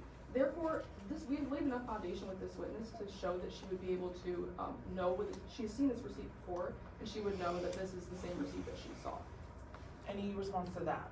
Yes, Your Honor. If they're not using it to say that this is Taylor Hobson's nor anybody's receipt, I do question the relevance of it being brought up today, given that there are some relevant items based on this witness's testimony about Taylor holding a banana extract bottle and a sunblock bottle. I do think that they're using it to say that it's Taylor Hobson's receipt.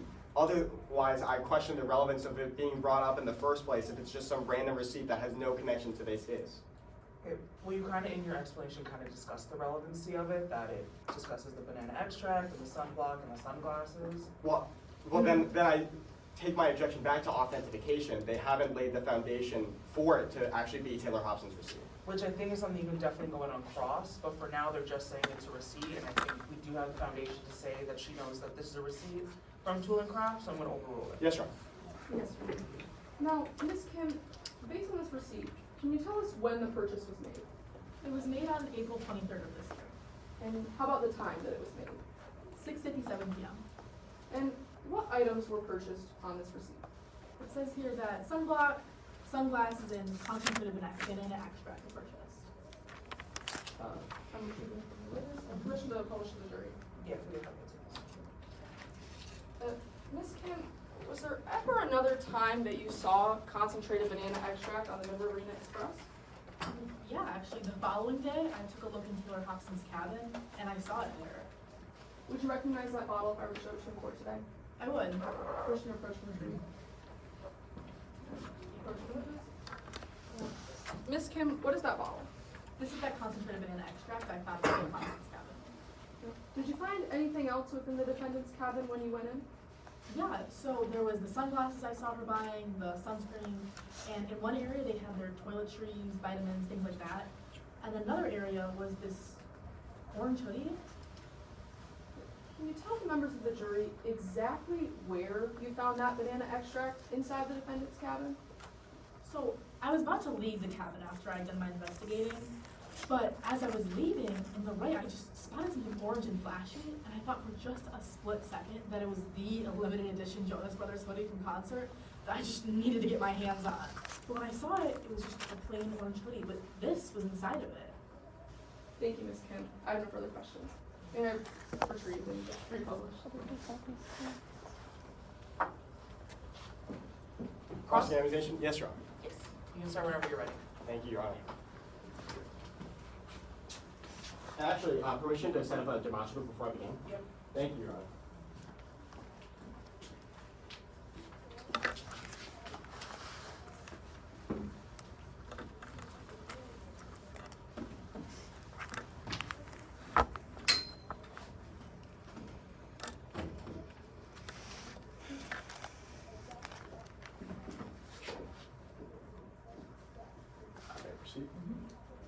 Good afternoon, Ms. Kim. I just wanted to talk a little bit about your family life. Sure. So you have a sibling named Lee, don't you? Yes, sister. Yes, and your sister is the only family you have, isn't that right? Yes, unfortunately, our parents died when we were pretty young, and so that's why I'm left. But you'd agree with me that your sister has a little bit of a gambling problem. She seems to struggle in life that I wouldn't wish upon anyone, and as a result, yes, she has a gambling problem. She was gambling at the Black Bear Casino, wasn't she? Yes, sir. She was gambling so much that she acquired $200,000 in debt. About, yes. And as she was losing money, somebody was giving her money to continue gambling, isn't that right? Yes, sir. Avery Bancroft continued giving her loans despite the fact that she was losing money gambling, isn't that right? Yes, sir. It's a hard cycle to be in when you have an addiction like that. Yes, and because of this addiction, Ms. Kim, your sister lost her house, isn't that right? Yes, sir. She currently lives out of her car. Yeah, that's right. You wish you could do anything for your sister, isn't that right? I love my sister, and I'm sure anyone with close family knows this, so yeah, I would do what I can to help her, but unfortunately there really isn't anything I can do.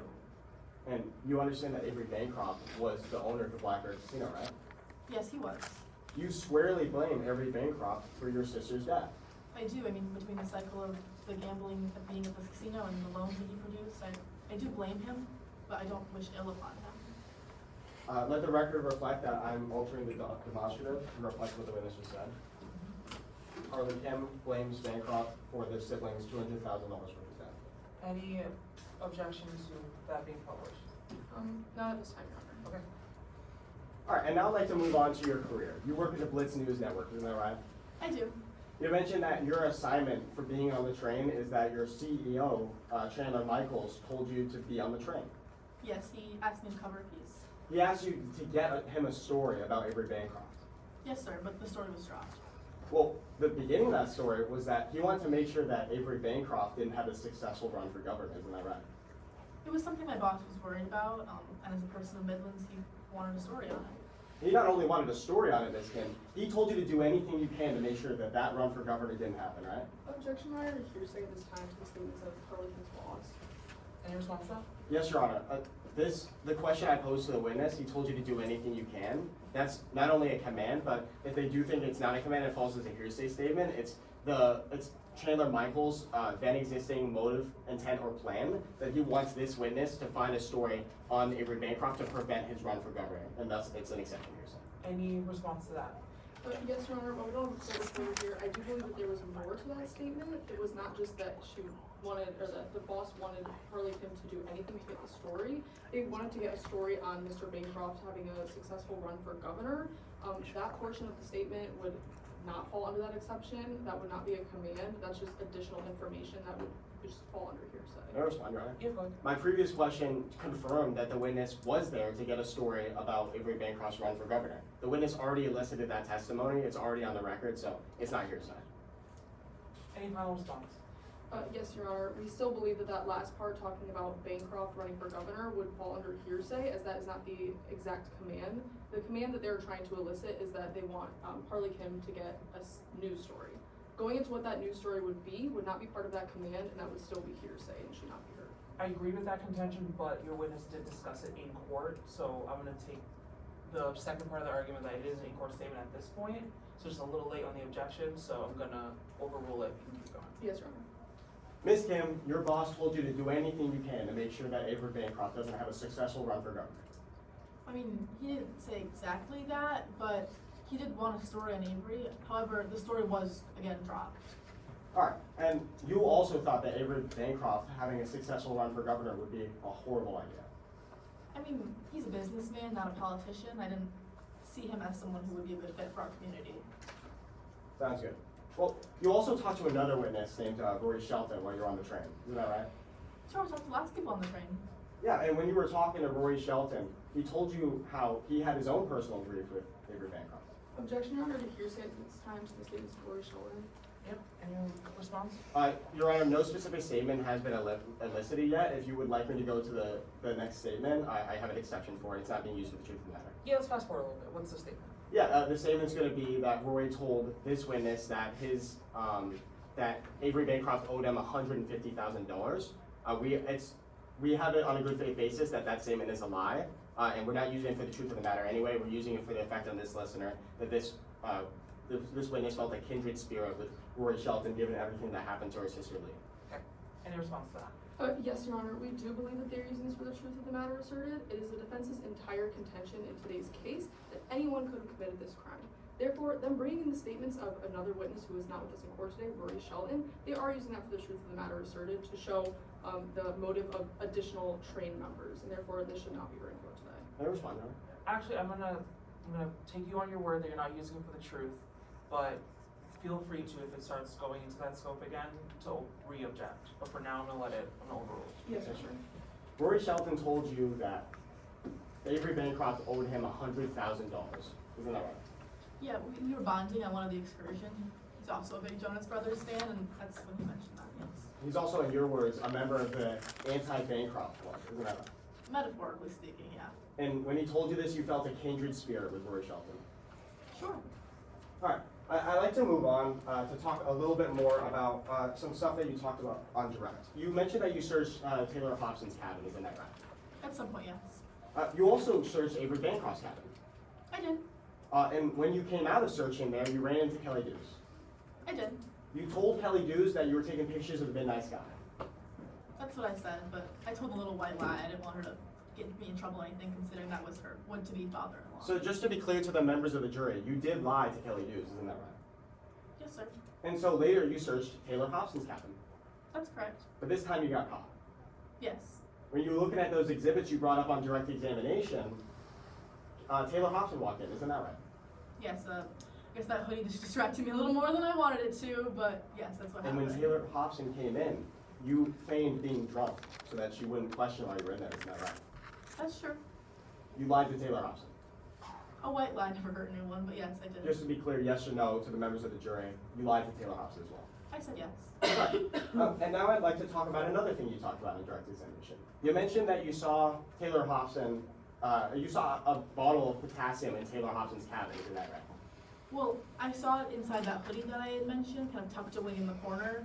Yes, so that's where I found that bottle of pentaphenic extract. You mentioned that you had seen it before, you mentioned that you'd seen it before, excuse me, I'm sorry. You mentioned earlier following Taylor Hobson as she was going towards Cher's Tool and Craft, right? Yes, I did. The train was about to depart, and so I followed after her to see what she was getting up to. You were following right behind her, isn't that right? I mean, not right behind her. I tried to, but I mean, she was running fast. I don't know. But, Ms. Kim, you didn't see her holding that bottle, isn't that right? No, she was leaving the store with a little bag, so I didn't see the bottle or anything like that, but I saw the sunglasses and the sunscreen she had. But you never saw the bottle of banana extract, isn't that right? Not in Taylor Hobson's hand when she left the store, no, In just fact, the bag. you never saw it in Taylor Hobson's hand at any point during your time on the video witness test. Not that I can recall. Another thing that you talked about is, another time you talked about potassium, you would say, is when you heard a discussion of it between Dr. Edmond and Avery Bancroft, right? Yeah, they had discussed it during one of the dinners, I believe. You heard Bancroft talking about how he had to remove potassium from his diet, isn't that right? He was Objection, talking. Your Honor, at this time the hearsay statements of Avery Bancroft. Can I respond? Yep. First of all, we're not using this for the truth of the matter, because we all understand that Avery Bancroft had to remove potassium from his diet. We were actually using it for the subsequent action, if I may proffer. We talked about Rory Shelton earlier. After hearing this information within the cart, Rory Shelton ran in another direction. So we're using it for Rory Shelton's subsequent action after hearing it. Any response to that? Yes, Your Honor, we believe that they are absolutely using these statements for the truth of the matter asserted. Once again, it's the defense's entire contention in today's case that anybody on this train could have done this. Therefore, anyone on the train would have heard about. They're using this to show that anybody on the train could have heard about Mr. Bancroft's problem with potassium and his CKD problem. Therefore, having everyone on the train would have the knowledge to commit this crime. Therefore, they are using this for the truth of the matter asserted, and it should not be heard. Okay, so I'm gonna overrule it because it's the truth within the statement. So just whether or not he had the potassium issue. And so I think we've all kind of agreed that he does have it. So I'm gonna overrule it. Yes, Your Honor. Bancroft said he had to remove potassium from his diet. Well, I heard them talking about it, but from my understanding, it was some bad diet he was trying. You know, bad gun, You answered my question, thank you. And then yes or no, 6 to 8 people were in the cabin when he said this. That sounds about right. Yeah. And then right after, Rory Shelton ran out of the room. Oh well, a lot of people had left the room after that because dinner was ending. Thank you, you answered my question. Can anybody testify to your whereabouts on the night of April 25th? I don't. Time, Your Honor. Can I ask the witness to answer my question, because I got it out before? Yeah, I'll let you, we'll do one more. Question one more time and then. Yes. Can any witness testify to your whereabouts on the night of April 25th? I mean, I don't really know what anyone else knows. No further questions. Alright. Any redirect from plaintiff? No redirect at this time. Let's deconstruct that and then take this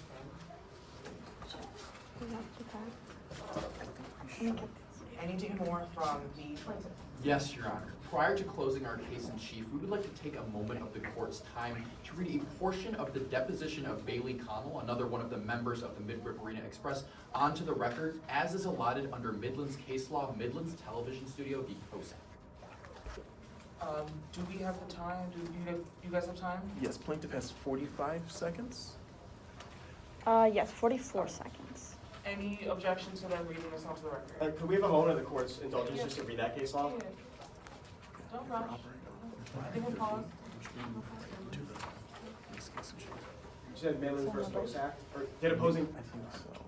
Should we have like Should let a us go. 5-minute break and then either we can cut the break That is true. That is true. or we can continue now and then take the break later.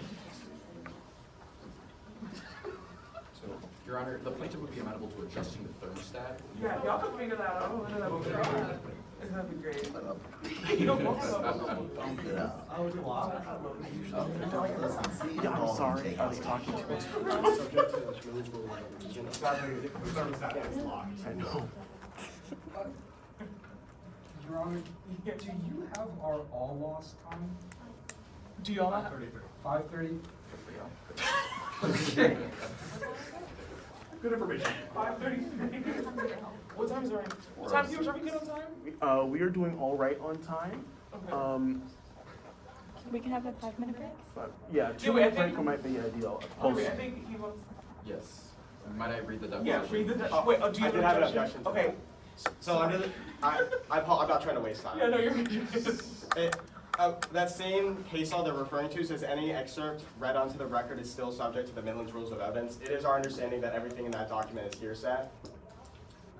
And so that we don't believe it can be read into the record at this point. Yes, Your Honor. Bailey Connell is an unavailable witness in today's case. As a result, it would fall under the hearsay exception rule 804 B1. This is former testimony from Bailey Connell given during a lawful deposition, and as a result, it's not hearsay.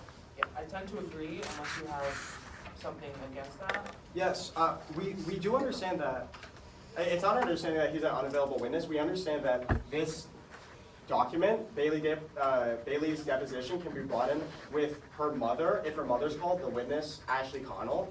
And Ashley Connell it was possible for Ashley Connell to be called today by either side, and neither side chose to call it. So now what they're doing is trying to read hearsay onto the record without actually calling this witness, which we don't believe to be unavailable by the meaning of the Is Midland. that a Rules of correct Evidence. understanding of? No, Your Honor. Bailey Connell is definitionally unavailable to testify in today's case. If I could direct your attention to stipulation 30 in that bench book, it gives a list of all witnesses that are unavailable to testify. Bailey Connell's clearly listed there, and as a result, this is not hearsay. Okay, I'm gonna overrule it. Yes, It sir. is, because if she's unavailable, and I agree that's a form of testimony, you gotta do due diligence.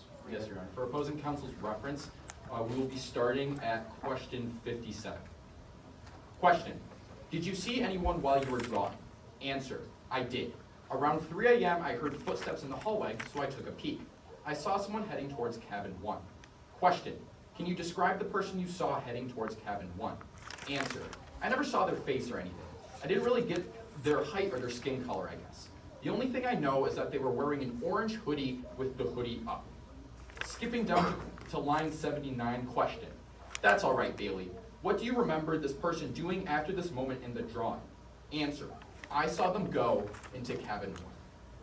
With that, Your Honor, the plaintiff rests our case in chief. Okay.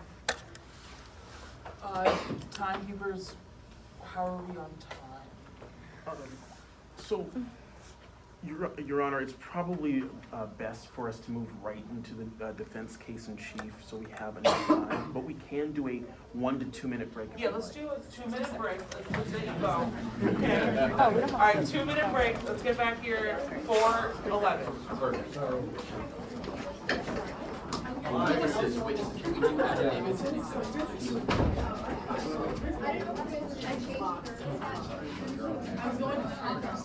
Okay, I'll try and open the windows then, so it's, let's make the windows with me up.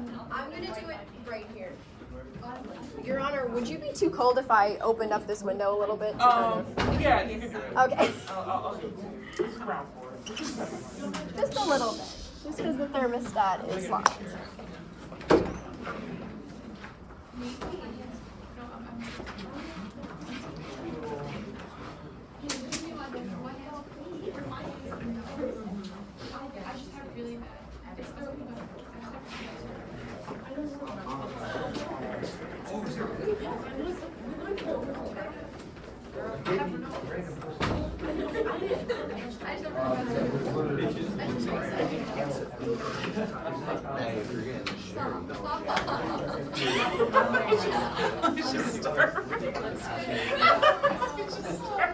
All right.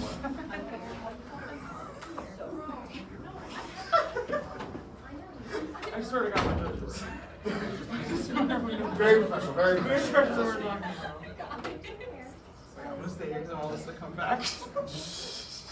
Honestly, like it forces you to like back on the chair a little bit. This might be better. Fixes the posture. Yeah. I don't think it lifts. So long. I'm gonna like throw out a lot. Wait till Alyssa comes back. Oh yeah. Once Alyssa comes back, we'll finish. I yak first.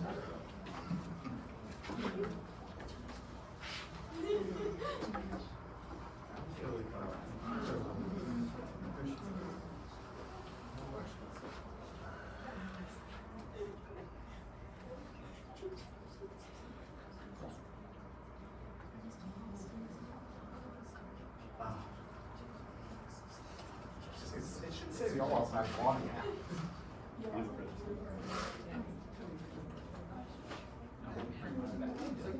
Like actually,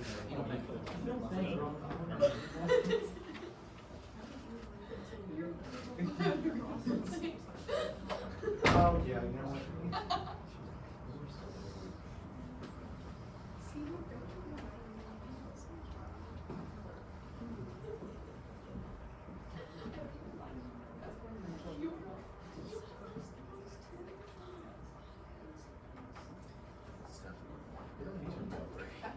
It's like, Your Honor, do you think it'd be okay if I went to the bathroom? yeah, go ahead. Yes. Go ahead. we're just gonna have to speed run. All right, but we're gonna have to speed run then. He's a boy, he's a fast peer, it's like it's different.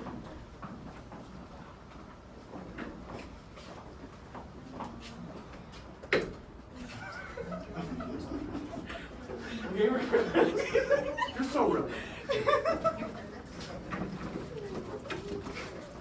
I want to see that when I walk into Evergreen. All right, I think we're just waiting for plaintiff to get back and then we'll start. Can't be real. This is what I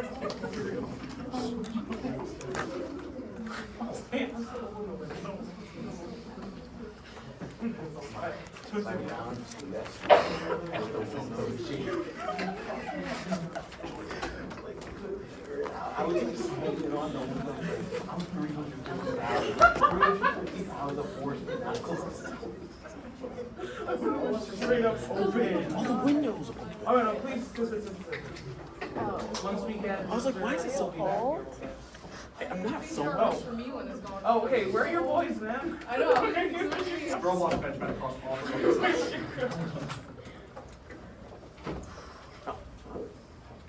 He's running.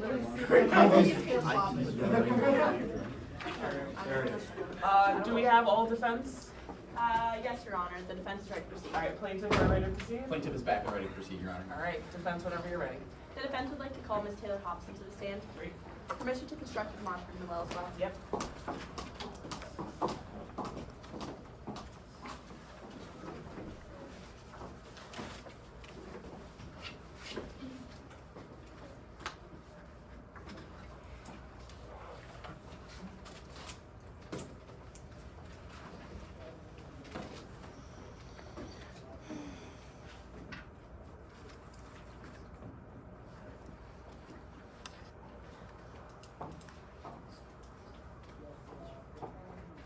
begin, Your Honor? Yeah, whenever you're ready.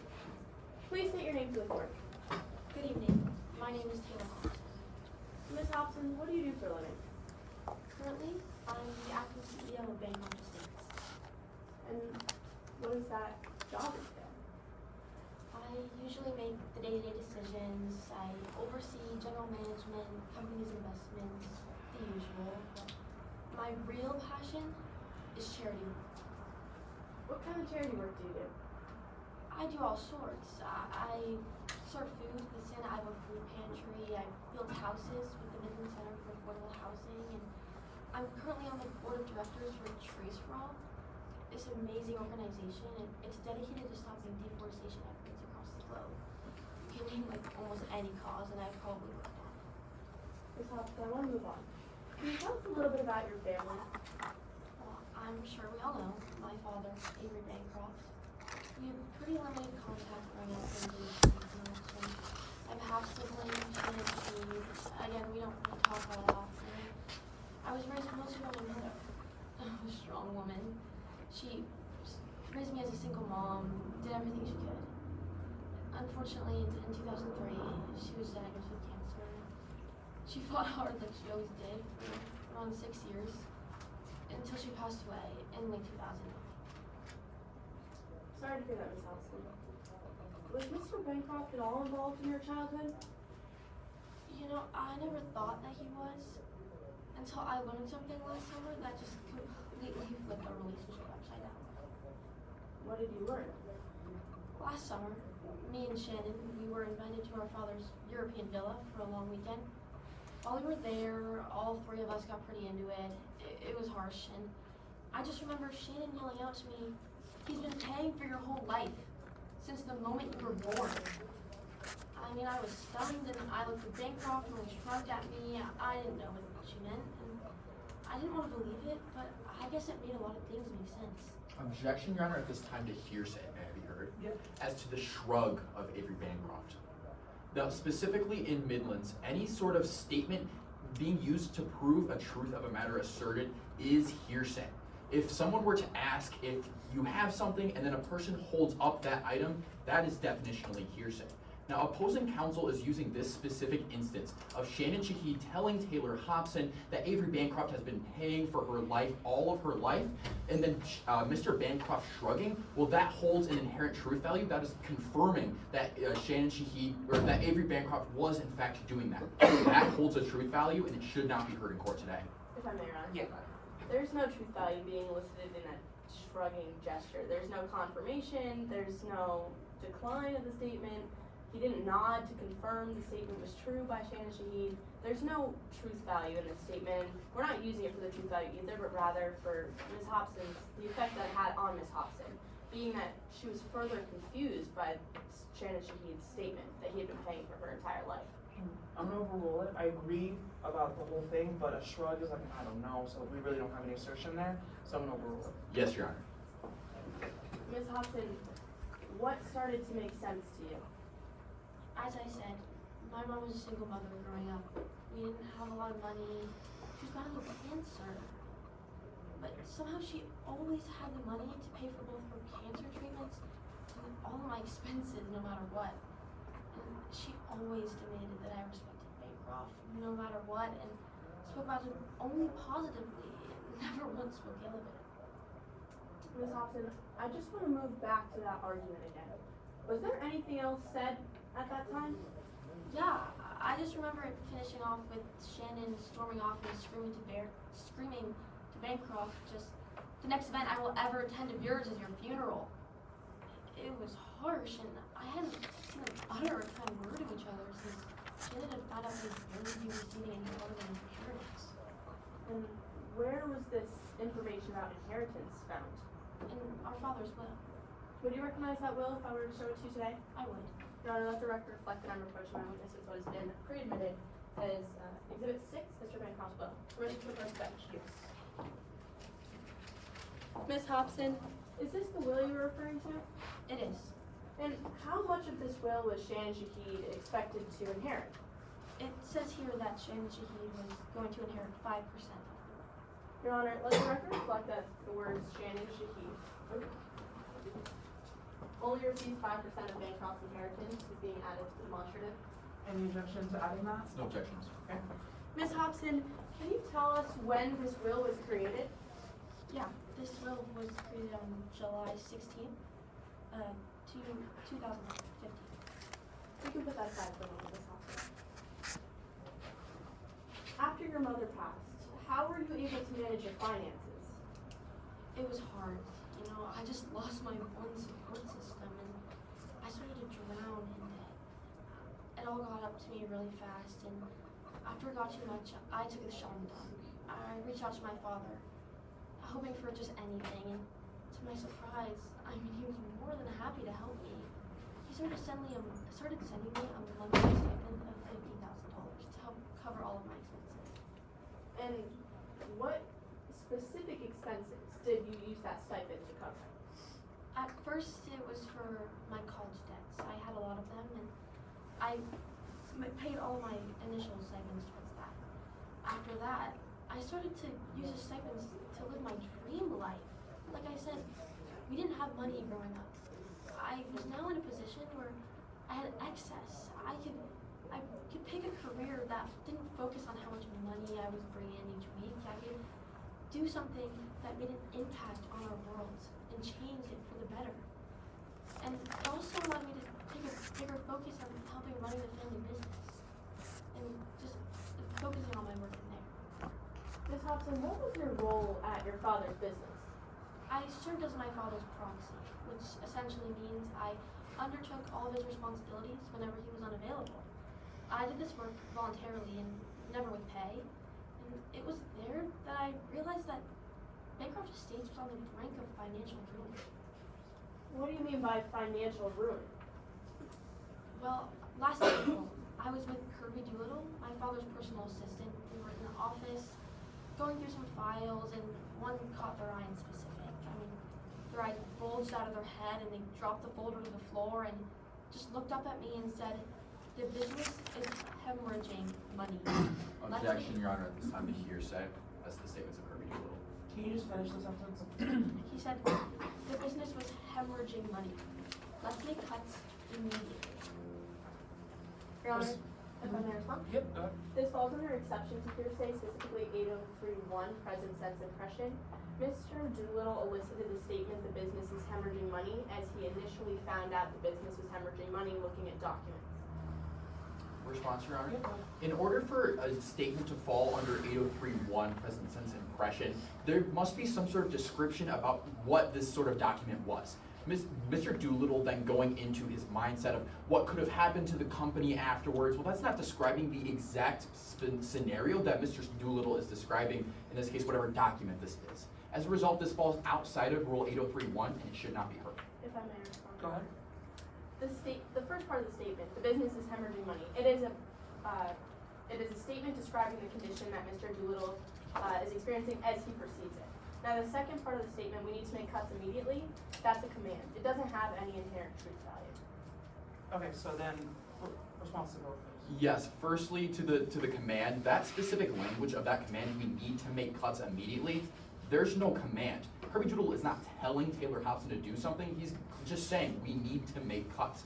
As to the first statement, this is still being used for the truth of the matter asserted. The company is hemorrhaging money. Again, this would have to fall within, if it were to fall under present sense impression, Mr. Doolittle would have to be making some sort of comment about the document in and of itself. Now, Taylor Hobson has laid no foundation onto the record as to what this document was. This is simply Mr. Doolittle's musings about what could possibly be happening to the company, not describing the exact situation that he is experiencing. As a result, it does not fall under Rule 803.1 and shouldn't be heard. Do I respond to Yeah, just go ahead. briefly? Yep. 803.1 says specifically, a statement describing or explaining an event or condition made while or immediately after the declarant received it. There's no necessity for him to be referencing the document in the statement itself. So the statement, the business is hemorrhaging money, directly is a statement describing or explaining the condition as he's perceiving it. Now, on the second note, the command, it is our contention that it is a command without truth value, but if Your Honor finds that it does have truth value in it, we have an exception for that as well. Yeah, give me that exception. Sure. 8033, it would be a then existing mental, emotional, or physical condition, specifically a motive, intent, or plan of Kirby Doolittle. We need to make cuts immediately. Is his plan with how to deal with his present sense impression that the business is hemorrhaging money? Okay. Okay, response to the first hemorrhaging company. Yep. Again, like opposing counsel put, this statement must be in reference to the condition or the thing that Mr. Doolittle is experiencing. Mr. Doolittle saying we need to hemorrhage the company is hemorrhaging money. That's not talking about the specific condition that Mr. Doolittle is experiencing with this piece of paper, this document that he's referencing. As a result, it doesn't fall under Rule 8031. Now, as to the Rule 8033 argument with we need to make cuts immediately. Again, this doesn't fall under any specific motive, intent, or plan like opposing counsel is claiming. If Mr. Doolittle were to say, I'm going to make cuts immediately, Mr. Bancroft is going to make cuts immediately, that wouldn't even work either. I'm going to make cuts immediately, that would be a specific plan or intent for him to do something. Saying we need to make cuts immediately, that does not fall under Rule 8033, and it shouldn't be heard. Okay, great arguments on both sides. I'm going to, I agree with opposing counsel. The present sense impression just isn't there because we don't have him discussing anything about what he saw in the document that made him believe that. So I'm going to sustain that, but I'm going to overrule. I find the second part of that statement is 8033, so that we need to make cuts immediately. You can re-elicit that from the witness. Clarifying point, Your Honor. Yes. May I ask the witness for more foundation about what that document entailed in order to lay the foundation for If you can lay more foundation, I'll allow you to retry to get it in. Yes, Your Honor. Ms. Hobson, the documents that you and Mr. Doolittle were looking at, what information were you discovering about the business? We were just looking through, some financial audits, some bank statements, just things like that. And what did you discover about the business? We discovered that the business was hemorrhaging money and they were losing money significantly. Once again, to hearsay, right? If I may respond. Technically, I'm going to overrule it. Yes, Your Honor. Ms. Hobson, after discovering that the business was hemorrhaging money, was there any impact on your relationship with Mr. Bancroft, your father? I don't know specifically. I couldn't tell you, but I didn't know that only a short while later, Mr. Bancroft, my father, stopped paying my stipends. And while you worked at the family business, did you ever grow any closer to your father? We never were really close outside of the business or in the business. I mean, I cared about him, but it was mostly due to my concerns with the way he was running the family business. Like I said, the man was hemorrhaging money. Bancroft Estates was worth almost $1 billion less than it was when he first inherited it from his mother. And what about outside the family business? Did your relationship with him improve there? No, we didn't have much of a relationship outside of the business. As much as I wanted him to be there, as much as I wanted him to be my father, we were never close like that, no. Now, I want to move on to talk about your time on the Mid-Riverina Express. Why were you on that train? Funnily enough, I initially planned to go on that trip as a romantic getaway. I've been with my partner, Kelly, for a while. And I planned to propose to her.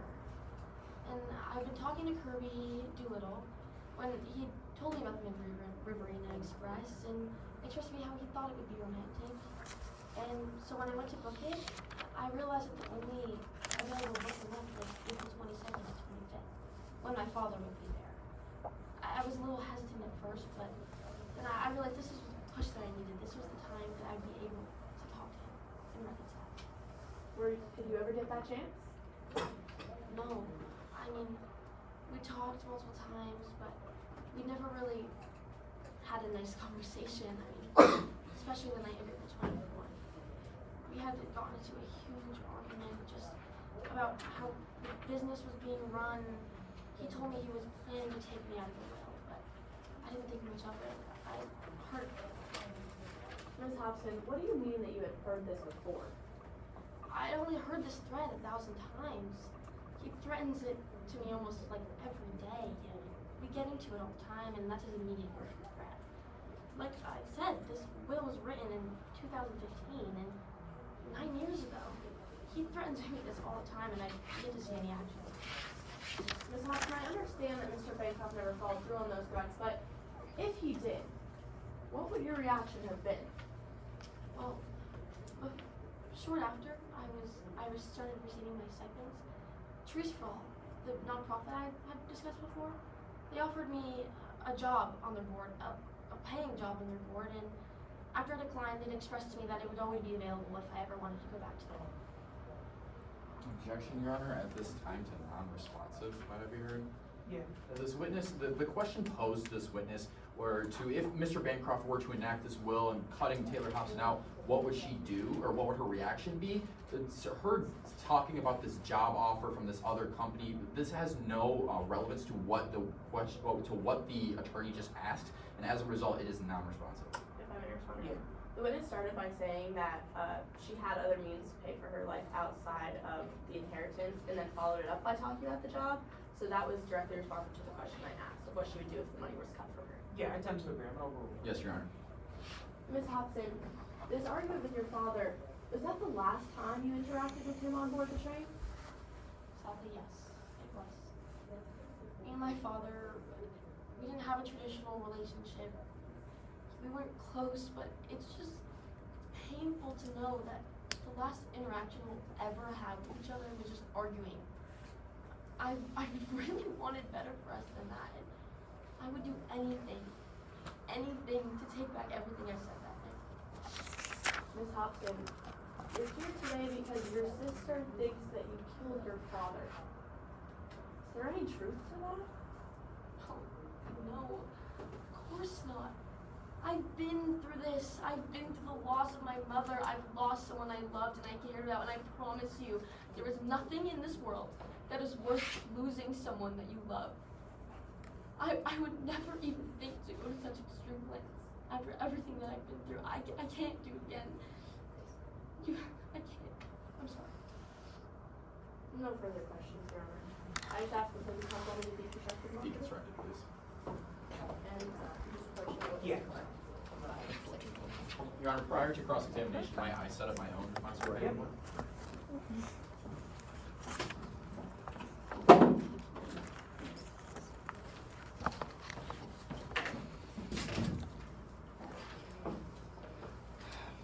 Your Honor, just preemptively permission to move if I need to? Okay. Feel thank free you. to move wherever you need to. May I proceed? Yeah, whenever you're ready. Good afternoon, Ms. Hobson. Good afternoon. I'd like to start off first by discussing something that you mentioned on direct examination. Of course. Now, you were talking about a conversation you had with Kirby Doolittle prior to this Big Riverina Express, correct? Yes. Which one? The one specifically where Kirby Doolittle mentioned that Avery Bancroft was hemorrhaging the company, correct? Yes. Well, Ms. Hobson, you don't happen to have those bank statements here for us in court, do you? Not with me. They are files that are kept strictly within the company. You don't have any of those financial audits actually proving that Mr. Bancroft was in fact hemorrhaging the company? No, but the company was worth $1 billion before this incident, and now you can see through the bank statements here that they are worth $400 million. That's fine and good, Ms. Hobson, but you don't have actually any evidence here in court for us today to prove that this interaction with Mr. Doolittle even happened at all, do you? No, just my word. Just your word, Ms. Hobson. I'd like to move on to discuss your relationship with Mr. Bancroft. Now, like you mentioned on direct examination, during your childhood, the two of you weren't exactly close, were you? No, we weren't. We had very limited contact. That's right, Mr. Bancroft was absent for the majority of your childhood. For most of it, yes. Even when your mother became terminally ill, Mr. Bancroft still wasn't there for you, was he? No, he was not. Ms. Hobson, you don't like Mr. Bancroft, do you? I didn't then, and we have grown closer. Again, we didn't really have a traditional relationship like most parent and daughter do. You think that the world is a better place without Mr. Bancroft in it, don't you? The world, yes, he's harmed many people. He's threatened to deforest nations. I mean, the world might be a better place, but my world isn't. No. So that's a yes to my question, that you believe that the world is a better place without Avery Bancroft in it. The world, yes. Well, then your relationship with Mr. Bancroft, it began to change, correct? It did, eventually. After college, Mr. Bancroft began giving you a monthly stipend of $50,000, correct? He did. And it was with these $50,000 monthly stipends that you were able to pay off some debt, correct? Yes. Well, let's be clear, Ms. Hobson. That's not where your spending habits actually ended, did they? No. I mean, like I said, growing up, I didn't have money, so I finer things in life. Well, let's talk about those finer things. You own 4 cars, don't you, Miss Hobson? I did. Many of them were gifted to me through very, very kind, just different nonprofits. You know, I own some of the most newest editions of Miss Hobson, eco-friendly cars, and they're great for the environment. Miss Hobson, let's talk about those cars that you own, because you actually own a Mercedes, don't you? I do. 2 Ferraris. Objection, Your Honor, to needlessly cumulative. The opposing counsel already asked about 4 cars being owned. Going into specifically what brand is neither relevant I'm and gonna disagree. Her having 2 Ferraris is different than just saying 4 eco-friendly cars, so I'm gonna let him go through it. Yes, Your Honor. You own 2 Ferraris, don't you? And a Porsche. That's yes to my question. Yes, sorry. A Porsche as well. Yes, very, very generous charities. I'm a very well-known figure within a different nonprofit, and I do a lot of work. So that's a yes to my question that you own a Porsche as well as a Mercedes and 2 other Ferraris, correct? Yes, You have your own private chef, don't you? I do.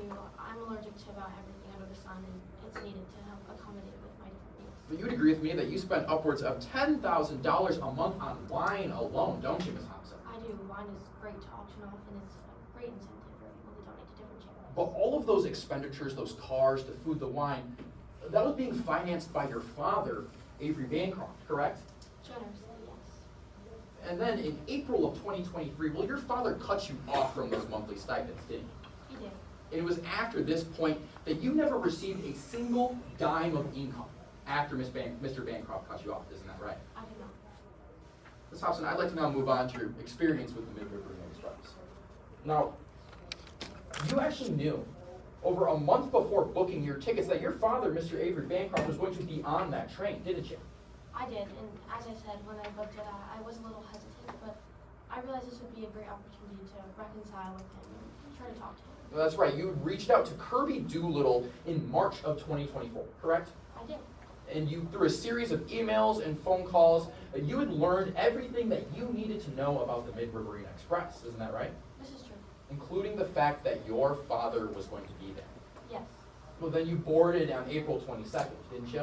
I did. And once you boarded the Mid-Riverina Express, you'd actually learned that Mr. Bancroft was thinking about changing his will, didn't you? I did. I mean, I heard rumors like he's threatened me with this before. Again, I didn't really think much of it. Well, you actually went so far as to confront your father about this issue, didn't you? I did speak to him. You presented the idea to Mr. Bancroft to cut your half-sibling Shannon Shahid out of the will entirely, didn't you?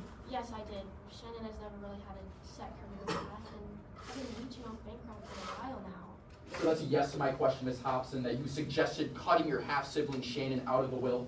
I did. But Mr. Bancroft, he didn't take your suggestion too kindly, did he? No, he didn't. He never does. He disagreed about cutting your half-sibling out, right? He did. I guess he felt that for sure. Well, then, you both stormed off after this interaction, correct? Yes. But that wasn't the only time you interacted with Mr. Bancroft while aboard the train, was it? No, it wasn't. You'd further spoken with him on the night of April 24th, the evening before his passing. I did. That was our last conversation. During this conversation, Mr. Bancroft was criticizing you, wasn't he? He was. He was upset at your lack of a career. He was. We had very different views. He was upset at how you were spending your monthly stipends. He was. He said that if you were not going to respect his Bancroft legacy, well, that he would find somebody else who would. Do I have that right, Ms. Hobson? You do. Mr. Bancroft then pulled out a purple pen and a legal pen, didn't he?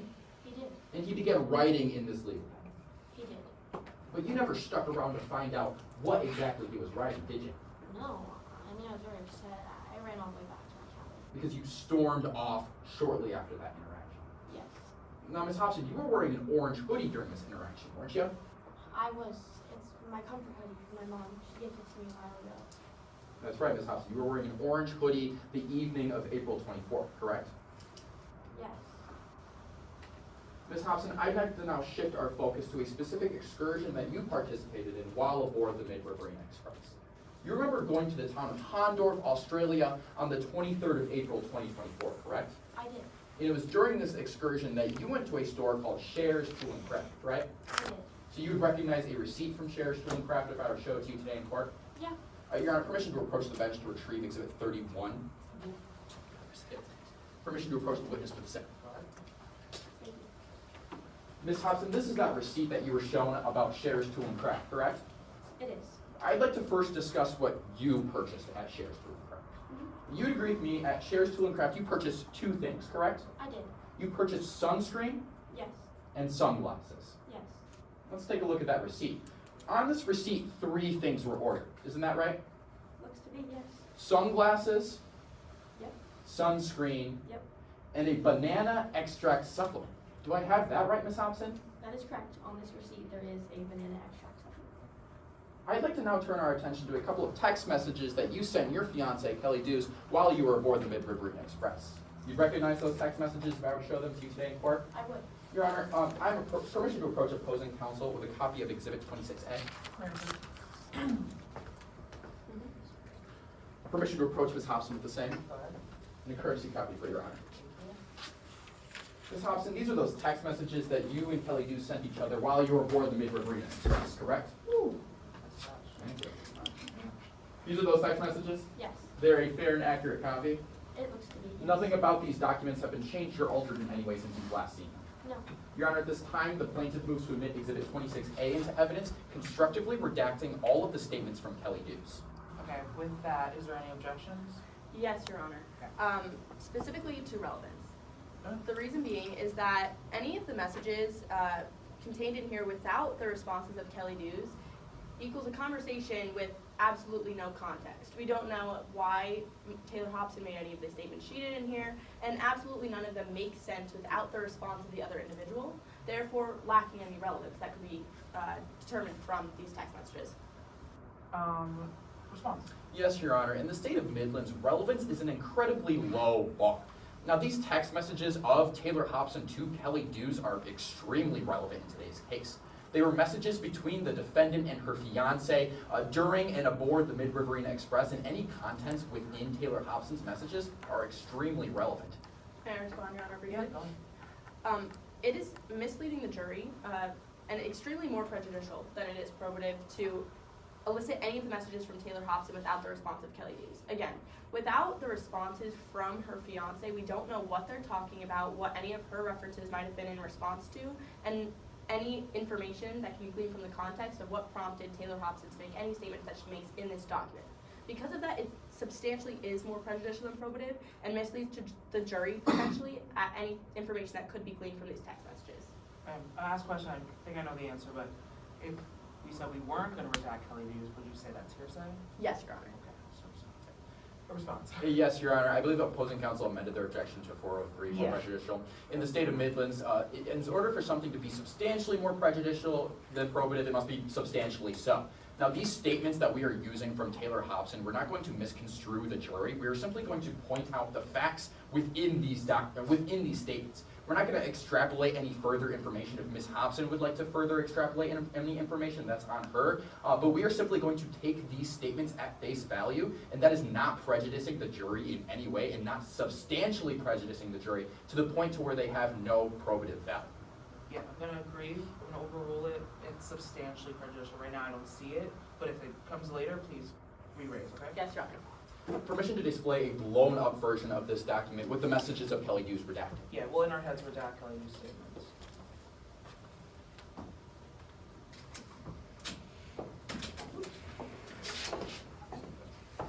Ms. Hobson, I'd like to direct your attention to a text message that you sent Kelly Dews on the 23rd of April at 6:45 p.m. Are you following? I am. In this text message, the very first letter that you sent Kelly Dews is a B, is it not? Yes. I'm writing a B on the demonstrative. You would agree with me that the following first letters in the following sentences within this text message are as follows. U, Y, I, N, G, S, U, P, P. Do I have that right, Ms. Hobson? It looks to be yes. Ms. Hobson, you made your purchase at Shares Tool and Craft. Can you hold this, Milan? Ms. Hobson, you made your purchase at Shares Tool and Craft between the times of 6:30 and 7 p.m. on the 23rd of April, 2024, correct? Your Honor, objection at this point is more prejudicial than probative and misleading the jury once again. To pull out the first letter of every sentence in a random text message to create string of sentences on a board, this is not only an attorney testifying, but it substantially misleads the jury. If we want to take these messages at face value, let's take them at full face value with the full statement themselves. But to randomly pull out letters and allege that it means something else is completely misleading the jury, Your Honor. Any response? Yes, Your Honor. Once again, something must be substantially more prejudicial than it is probative for it to be left out under Rule 403. Now, we're not extrapolating any specific details that are not already within this message. It's clear for the members of the jury what has been laid onto the record that these are the first letters in the sentences within this message. Now, if you look at the other text messages as well, they could also have potential hidden meanings, but we're not using them for any specific definitive purpose that Taylor Hobson sent this text message to Kelly Deuce. We're simply saying that this was the message that Taylor Hobson sent, and we are simply highlighting this for the members of the jury, giving the probative value of the exact statements. If I may, Your Honor. Yeah. This is absolutely more misleading to the jury. To pull out meaning out of a statement that is not being made by the defendant herself is extremely misleading to create a string of letters. This is not only attorney testifying, but this messages and string of messages hidden within text messages not only needs to be laid by the witness herself if that's true, which it cannot be, but also it misleads the jury that there is a message intended to be interpreted by anyone from these text messages, and that just simply is not true. It is completely misleading to the jury, and it is substantially more prejudicial than it is probative, given that if Ms. Hobson wanted this message to be portrayed to her fiance in these messages, she should have just said it herself. Response, Your Honor? I'm gonna sustain it right now. I need, if you can lay foundation with this witness or with any other witness about how we would even be. Right now, it is kind of you testifying that we should take, that she meant to say buying sub. So I need foundation to be laid to not mislead the jury that that is something that she would have done. Without that, that is substantially more prejudicial than it is probative. So for now, I'm gonna sustain it and strike the writing on the board. Sure. Yes, Your Honor, and motion to strike defending testimony on the record as well. Any offending testimony currently, albeit if there is foundation laid later on, it could be raised. May the demonstrative also construct, or. Yeah, we'll Constructively. I won't make you do all that work, but Okay. for now, Yes, constructively, Your we're Honor. gonna. Ms. Hobson, I'd like to now direct your attention to the second text message that you sent Kelly Deuce on the 24th of April at 10:02 p.m. Now, you would agree with me that the first letters in the following sentences within this message are as follows. Your Honor, I'm gonna object to C-O-V-E-R. more, objection, Your Honor. Letter, she objected.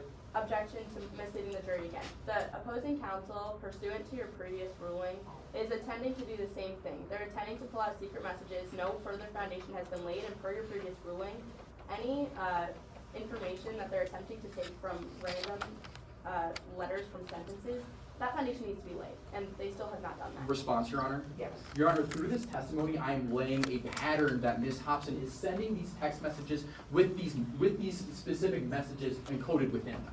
That is the first letter in the first sentence of each of these messages that have these words that are spelling out within these messages to her fiance, Kelly Deuce. I'm not asking Ms. Hobson directly if this is what this says, or if it says constructively outside the members of the jury, buying sup or cover me or anything else. I'm simply asking what the letters are.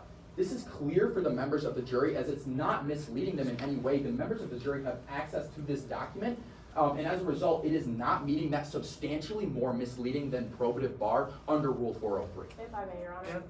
No pattern is being established, considering that the previous attempted, alleged message that counselor tried to uncover was not laid onto the record. It was actually struck in its entirety.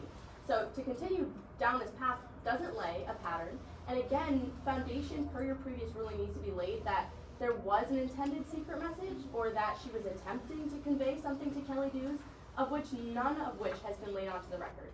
So this does mislead the jury to continue down this line of questioning and to continue the same actions that you previously sustained. Yeah, without foundation if she would do this, it really is misleading. So, again, if you can lay foundation, I think you're calling Kelly Deuce. If Kelly Deuce can lay some foundation, I will allow you to do this kind of questioning with the understanding that someone will lay foundation to how we should believe that she would do something like this. Yes, Your Honor. Okay? Yes, So Your Honor. for now, sustained, I don't think he got anything yet, so Yes. nothing is straight. Yes, Your Honor. Yeah, just take that side. Ms. Hobson, taking a look at that receipt in your hand there, you can see that 3 things were purchased, correct? Yes. Sunglasses, sunscreen, and banana extract supplement, right? Looks to me. At Shares Tool and Craft, you purchased both sunglasses and sunscreen, correct? I did. You made your purchase between 6:30 and 7 p.m. on the 23rd of April, correct? Correct.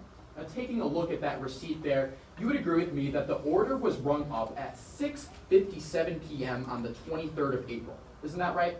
It was, but I mean, I was on the train back by 7. I don't think I would have been able to run all the way to the store, back to the train by 7. So, Ms. Hobson, your contention in court today is that the only difference between what you purchased at Shares Tool and Craft and what's ordered up on that receipt is that banana extract supplement, correct?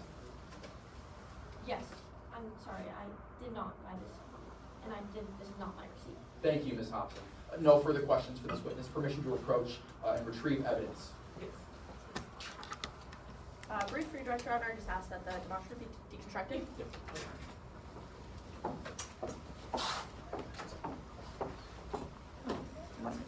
May I proceed? Yeah, go ahead. Ms. Hobson, just briefly, you were asked about wearing an orange hoodie on the night of April 24th. Were you in possession of an orange hoodie that night? No, I don't believe so. I mean, I don't remember completely if I was wearing it, but I guess I could have. I'm not sure. I don't remember. And would anybody else be able to corroborate that story? No, I don't believe anyone saw me. No further questions, Your Honor. Alright, any recross? No, Your Honor. At this time, no further recalls. Alright. I just asked the witness to be allowed to step down.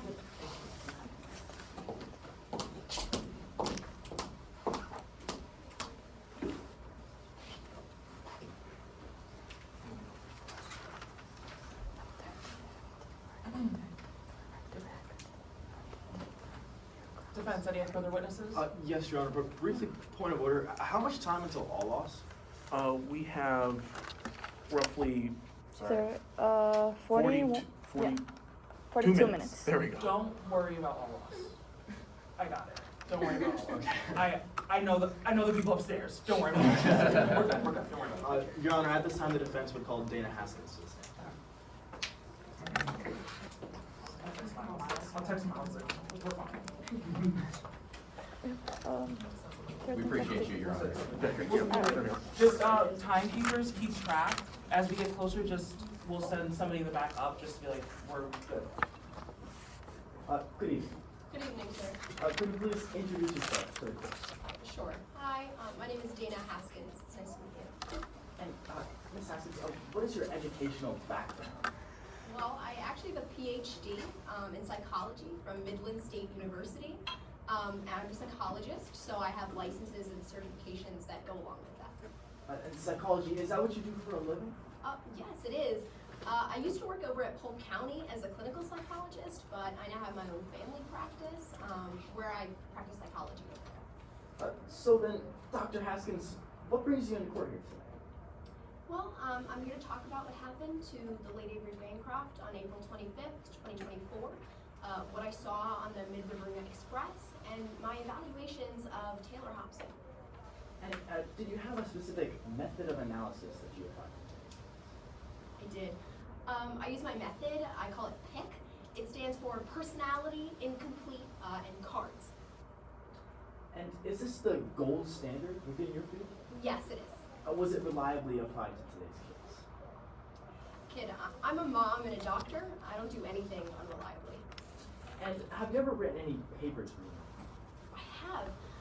I wrote this paper. It's called Lying to Yourself, and it's published in the Midlands Review of Personality and Psychology. Have you read it? I have. It was fascinating. I'm trying to get my husband Todd to read it too. So, Dr. Haskins, I'd like to get into your analysis a little bit later. But first, can we talk about your time on the Mid-River Express? Sure. All right, so could you describe to us a little bit about your first day on the train? Yeah. So I got on the train on April 22nd. I went by myself for a conference without the kids. So I was feeling a little lonely, but I recognized some people when I got on there. And who did you recognize? Well, I recognized Avery Bancroft, and then I recognized an old client of mine. He goes by Alexander Silva. And could you tell us a little bit more about Alex Silva? Oh, sure. So Alex is a firefighter, or was a firefighter, and when I used to work over at Polk County, I specialized in treating firefighters and police officers, specifically those who were traumatized by a big fire that happened over in Midlands, the Black Bear Casino fire. And yeah. Dr. Haskins, could you please explain to us a little bit about the Black Bear Casino fire? Sure. So, like I said, the Black Bear Casino fire happened in Midlands.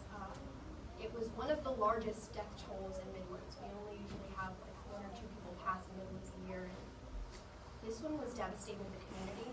The emotional toll on the firefighters. A lot of them had severe survivor's guilt, and the stories that I heard are. And did this seem to affect Alex Silva while on the Mid-Riverina Express? It seemed like it did. There's a rumor in Midlands that Avery Bancroft, who owned the casino, played a part in burning it down, and it seemed that that really affected Alex Silva when I saw him on the train. And did Alex Silva seem to hold any guilt or blame in this instance? Yes, because a lot of the firefighters that had passed, and Alex was one of those lucky enough to survive, it seemed as though Alex had blamed Avery Bancroft for the death of his friends. Objection, Your Honor, at this time to speculation, if I may be heard. Yeah. Your Honor, Dr. Haskins is speculating as to the mindset of another individual, Alex Silva. There's been no foundation laid, and Dr. Haskins requires knowledge that she simply isn't in possession of. The testimony should not be heard. Response? Yes, Your Honor. So Dr. Haskins has already laid the foundation that Alex Silva was a previous client of hers, that she had treated for trauma that he faced in the Black Bear Casino fire, on top of the fact that she treats other firefighters. It is definitely within her rationally based perception, based on her understanding of Alex Silva's medical analysis in this time, and the other firefighters, that it would be reasonable that he would have blame for Avery Bancroft. I think we don't have a foundation to figure out how she came to that conclusion specifically. I get the trauma, but now she's saying that he blames Alex Bancroft. How does she know that? Can you lay that foundation? Yes, So I'm sustaining for now, Yes, sir. albeit if you do lay the foundation, then we can get it. Dr. Haskins, could you tell us a little bit more about when you were treating Alex Silva? Sure. Mr. Silva had extreme survivor's guilt, and because Avery Bancroft had owned the casino, and a lot of the firefighters really needed someone to blame to cope with that, a lot of them chose to blame Avery Bancroft, who was rumored to have played a part in burning down his own casino. And was Alex one of those individuals? Yes, sir, he was. Your Honor, permission to reconstruct the demonstrative? Yep.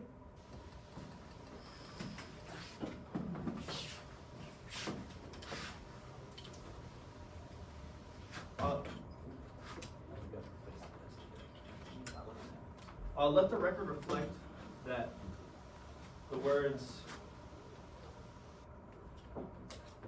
Alex Silva blames Bancroft for the death of their friends is being added to the demonstrative at this time. Any objections to that being added? Yes, Your Honor. I'd object at this time under Rule 403, more misleading than probative. The statement that Alex Silva blames Bancroft for the death of their friends, that statement in and of itself the foundation has not been fully laid. And stating that so concretely is misleading to the jury and shouldn't be heard. Any response to that? Your Honor, once again, the witness has already testified to the fact that Alex Silva confessed to them through a psychology evaluation, or more of a therapist meeting type thing, that he blamed Avery Bancroft for the death of his friends, and that he was carrying that guilt with him throughout his time. So is that, not to interrupt you, Richland, so is that a direct statement that that witness was told to by Alex Silva, that he blames Bancroft for the death of their friend? Or is this something that the witness is inferring from the conversation? Your Honor, I believe this was a statement elicited to the witness. Okay, so with that understanding, I'm gonna then overrule the 403 objection. Your Honor, I have one brief response. A plaintiff has it on a good faith basis that Dr. Haskins never reported specifically seeing nor treating Alex Silva. Being that that is the case and that that is the foundation for Dr. Haskins' knowledge of this blame, we find again under Rule 403 that this is far more prejudicial than probative. Even though Dr. Haskins saw other firefighters and those firefighters may have mirrored this belief, having not seen Alex Silva themselves, this is far more prejudicial than probative and shouldn't be heard. Your Honor, if I may respond. Yeah, I'm just gonna, just for time purpose, I'm just gonna start asking questions so I can get an understanding. Yes, Your Honor. So, did she say that she saw Alex Silva? She saw Alex Silva on the train, and Alex Silva was a previous patient of hers. Okay. So you're saying that she does not? Yes, Your Honor, we have it on a good faith basis that not only did Dr. Haskins in their affidavit never report treating Alex Silva, they actually explicitly wrote that they had not contacted Alex Silva since 2020. Being that they never reported treating Alex Silva, and that it has been 4 years since their last contact, a definitive statement that Alex Silva blames Avery Bancroft for the death of their friends is far more misleading than it is probative, and we feel that this should not be heard. Response to that? Your Honor, once again, this could be something that is brought up on cross-examination. However, the defense does believe that Dr. Haskins did treat Alex Silva as a patient. Did she say that in her report? I believe. Yeah, could we please have a moment? I'll give you like a minute.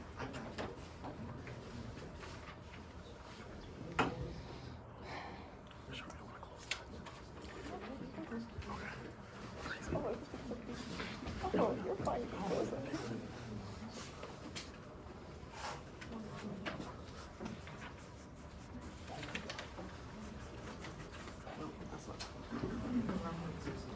Can be closed?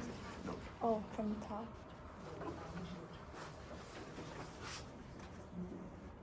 Oh, yeah, that's what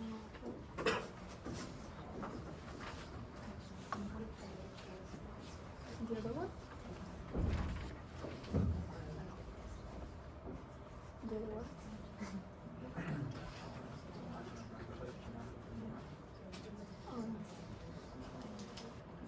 Put the big ball.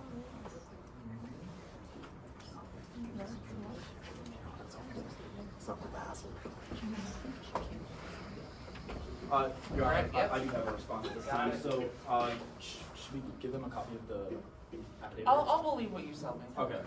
So it says, just reading off of it, that works the best. I really tried to engage in conversation, but Alex brushed me off again. Slightly frustrated, I asked Alex if I had done something, and then Alex began to yell. I remember Alex saying, "Really, Doc, whether you did something, yeah, you did something, you abandoned him." I wish I could say I didn't know what Alex was talking about, but I understood. There were quite a few people who felt betrayed that I resigned from my Polk County position, and I guess Alex was one of them. That statement right there, that there were people who felt betrayed that she had resigned. Yeah, I'm gonna stop you right there. That's a little bit of a stretch for me, okay? That doesn't really show that she treated him, talked to him about Survivorsville, talked to him about blaming Bancroft. Like, I need all of that foundation to kind of be able to keep that on. So without that, I'm gonna sustain the objection for now and just strike the, you don't have to worry about like figuring out how to, like, just act like it's not there for now. Okay. If you can lay that foundation later, we'll go back to it, but for now, I'm gonna sustain it. Your Honor, plaintiff also moves to strike all testimony that they used in the lead up to this, the statements that they feel qualify that statement being put up on the. Yeah, specifically any reference to her treating Alex Silva and something he said during those treatments, I'm gonna sustain right now. Yes. Okay, so, Your Honor, the interactions that they had were still. Yeah, interactions on the train are fine. Interactions with her and the other firefighters saying they all have survival's guilt is fine. Okay. But the blames Bancroft for death of their friends, anything having to do with that, I'm gonna sustain under 403, because it is substantially misleading, because I don't think we have enough evidence to say she even treated him, okay? Okay, yes, well. So, just to reiterate, Dr. Haskins, Alex Silva seemed upset with Avery Bancroft. Yes, he did. You know, he had maybe gotten a little mad at me, but you know, I'm a psychologist, like, will yell at me all the time. I didn't take that personally, but it seemed that, you know, Bancroft face the majority of his wrath. And why would you be saying that, Dr. Haskins?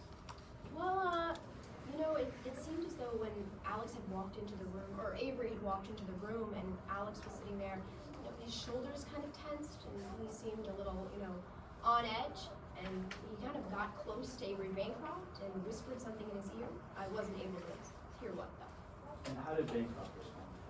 Bancroft just kind of said, I have my eye on you, and then Alex looked to him. Objection, Your Honor, at this time to hearsay as to the statement made by Mr. Bancroft. Response? Your Honor, this would fall under the exception to hearsay, Rule 8032, as an excited utterance. Alex Silva just walked up to Avery Bancroft directly to his ear and whispered into it. And then Avery Bancroft's direct response to this interaction was exclaiming, I have my eye on you. That is an excited utterance. Response, Your Honor? Yep. Your Honor, an excited utterance is reserved for specifically for a very startling event that happens right in front of you. Say, for example, someone passing out on the floor. Simply an individual walking up to another individual in a way that, as Dr. Haskins has described, is non-threatening, is not physical, is not abusive, is not aggressive. Any statement afterwards, that cannot fall under 8032. Yeah, I tend to agree with that. Any other response? Yes, the witness testified as to how Alex Silva had been glaring at him through the entire time, how his shoulders had been pressed, and it is reasonable to assume that whatever was elicited in the statement that Alex Silva whispered into Avery Bancroft's ear must have been something that was enough to elicit a reaction from Avery Bancroft, who is a very public figure and is used to being told things by the public that may not be of the best, intentions. Okay, so I'm going to sustain it. An excited utterance is something that's so shocking that a person doesn't have time to lie. Here we have a whisper, it's not enough. So I'm going to sustain it. Yes, Ron. Dr. Haskins, I'd like to move on to talking a little bit about Taylor Hobson. Sure. Could you tell us a little bit about when you first saw her on the trail? Sure, so I had seen her a few times. Our interactions were quite limited. But then I witnessed her in the very vulnerable moment, right when she saw her father die. Yeah. And in that moment, what did you notice? She was sobbing to herself, repeating, who's gone, who's gone. I offered her my card to see if she ever wanted to talk. I mean, that's kind of what I did. And did she ever end up reaching out? One of your co-counsels actually did. They wanted me to perform a psychological evaluation of Miss Hobson to see if she fit the intentional profile of an intentional killer. And have you ever conducted an evaluation like this before? I've done a plethora of these. I did them up here at Polk County, and now I'm doing them in my family practice. All right, Dr. Haskins, now I'd like to dive into your PIC method you talked about earlier. Sure. Could you walk us through the first step within that PIC method? Of course. So the P, it stands for the Multi-Facet Personality Inventory Test. And it's a test comprised of true or false tests that put a subject on 5 scales. They range from antisocial and aggressive behavior all the way to shyness.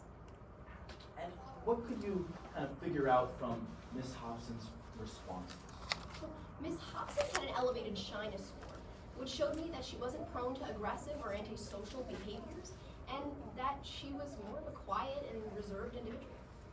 All right, now, Dr. Haskins, moving along, could you walk us through that second step within your PIC method? Sure. The I, it stands for the Chambliss Incomplete Sentence Point Test. It's like a word association game in which it's up to the discretion of the psychologist to see how to interpret the subject's responses. And what were you able to interpret? Well, I was able to interpret that Miss Hobson had grown up in a childhood home with feelings of inadequacy, anxiety, depression. It was quite unfortunate, especially when I moved on to my second test. It really showed me about who she was as a person in her childhood. And Dr. Haskins, could you walk us through that last step within your PIC method? Of course. So the C, it stands for cards, or really the thematic apperception test. I find that much more boring. Basically, I give subjects a still image in which they have to describe a full narrative within 4 minutes. And it really allows the subject to explore their own emotions in a third person out of body perspective. And it can be quite interesting and telling about a subject's emotions. You can tell all of that from the cards? All right, I'm not a fortune teller over here. It's that body language and emotion. and the interview that really helped me come to my conclusions and my analysis of the patient. And what were you able to gather from this final test? I mean, Miss Hobson experienced growing up with an absent father, where she felt estranged, she felt inadequate, and overall, though, I think it led me to realize that despite all this, she's still grown up to be a responsible and rational adult. I found her response to be incredibly genuine. And Dr. Haskins, just to wrap up, could you explain to us your conclusions from your entire evaluation? Objection, Your Honor, at this time to Rule 702, Prong D, if it may be heard. I agree. Can you, I just don't want to waste time. Can you lay a foundation for Prong B? Yeah, just. Have you reliably applied this method to today's case? Yes, sir. Yes, sir, of course. Your Honor, I would re-raise my objection to Rule 702D at this time, if I may be heard. The incomplete part of Dr. Haskins' assessment, the incomplete part, was administered using a test that we have on a good faith basis. Dr. Haskins did not apply reliably. I can either proffer or demonstrate through a brief voir dire, if you would like a further explanation. Any response to that? Your Honor, this line of objection goes more to weight than admissibility, and he's welcome to open that door on cross-examination, but for the purposes of the conclusions of today's case that Dr. Haskins here to bring is necessary. Okay. Let's do this, just for timing purposes. I'm gonna let you ask the final question. We're gonna constructively just have it on the record. Yes, sir. During your cross, feel free to do that, Yes, sir. pseudo voir dire, and then we can come back and see if you meet Prong D. Does that sound good for everybody? Yes, sir. Great. Dr. Haskins, could you please walk us through your overall conclusions from your evaluation? I was asked to see if Miss Hobson fit the profile of an intentional killer. And my conclusion was that she did not, and that she would not be able to mask the traits that are required of a killer. All right, thank you, Dr. Haskins. No further questions. Cross-examination, and I just asked, could the demonstrative be taken? Oh, yes, my apologies.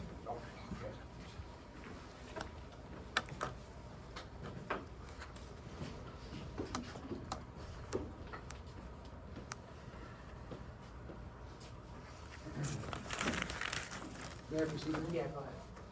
Dr. Haskins, you administered 3 tests on behalf of the defense today, correct? I did. It's refreshing to hear that everybody knows that. The first one was the MPI, Yes, sir. the second one was the CISB, Yes. and the third one, the TAT. Yes, formerly known as. Now, you talked about in your direct an article that you wrote in the Midlands Journal of Personality and Psychology, right? I did. This is so exciting. If only my husband Todd could get in on this. If only. Now, in that article, you talked about how those 2 tests are prone to manipulation, correct? Yes, 2 of the tests are prone to manipulation, which is why the tests take that into consideration. Correct. Now, you explicitly write that it's imperative that practitioners either confirm the subject's unfamiliarity or make sure that they haven't read up or studied those assessments, right? Yes, sir, that is one of the ways in which we fight against manipulation of my tests. But specifically, those are the only 2 ways that you note in that article, correct? For the practitioner to confirm. In that article, yes, that is what I talk about, but that is not the only ways that the tests take into consideration of manipulation. I apologize, the word left me. It's all right. And you even note after that you have to be particularly careful with people that have studied psychology or in the past have psychology as a hobby, correct? Yes. Your Honor, I'd like to take a moment to read from the deposition of Taylor Hobson, which is allowed under the case law, Midlands Television Studio v. Kozak. Any objections to reading the deposition?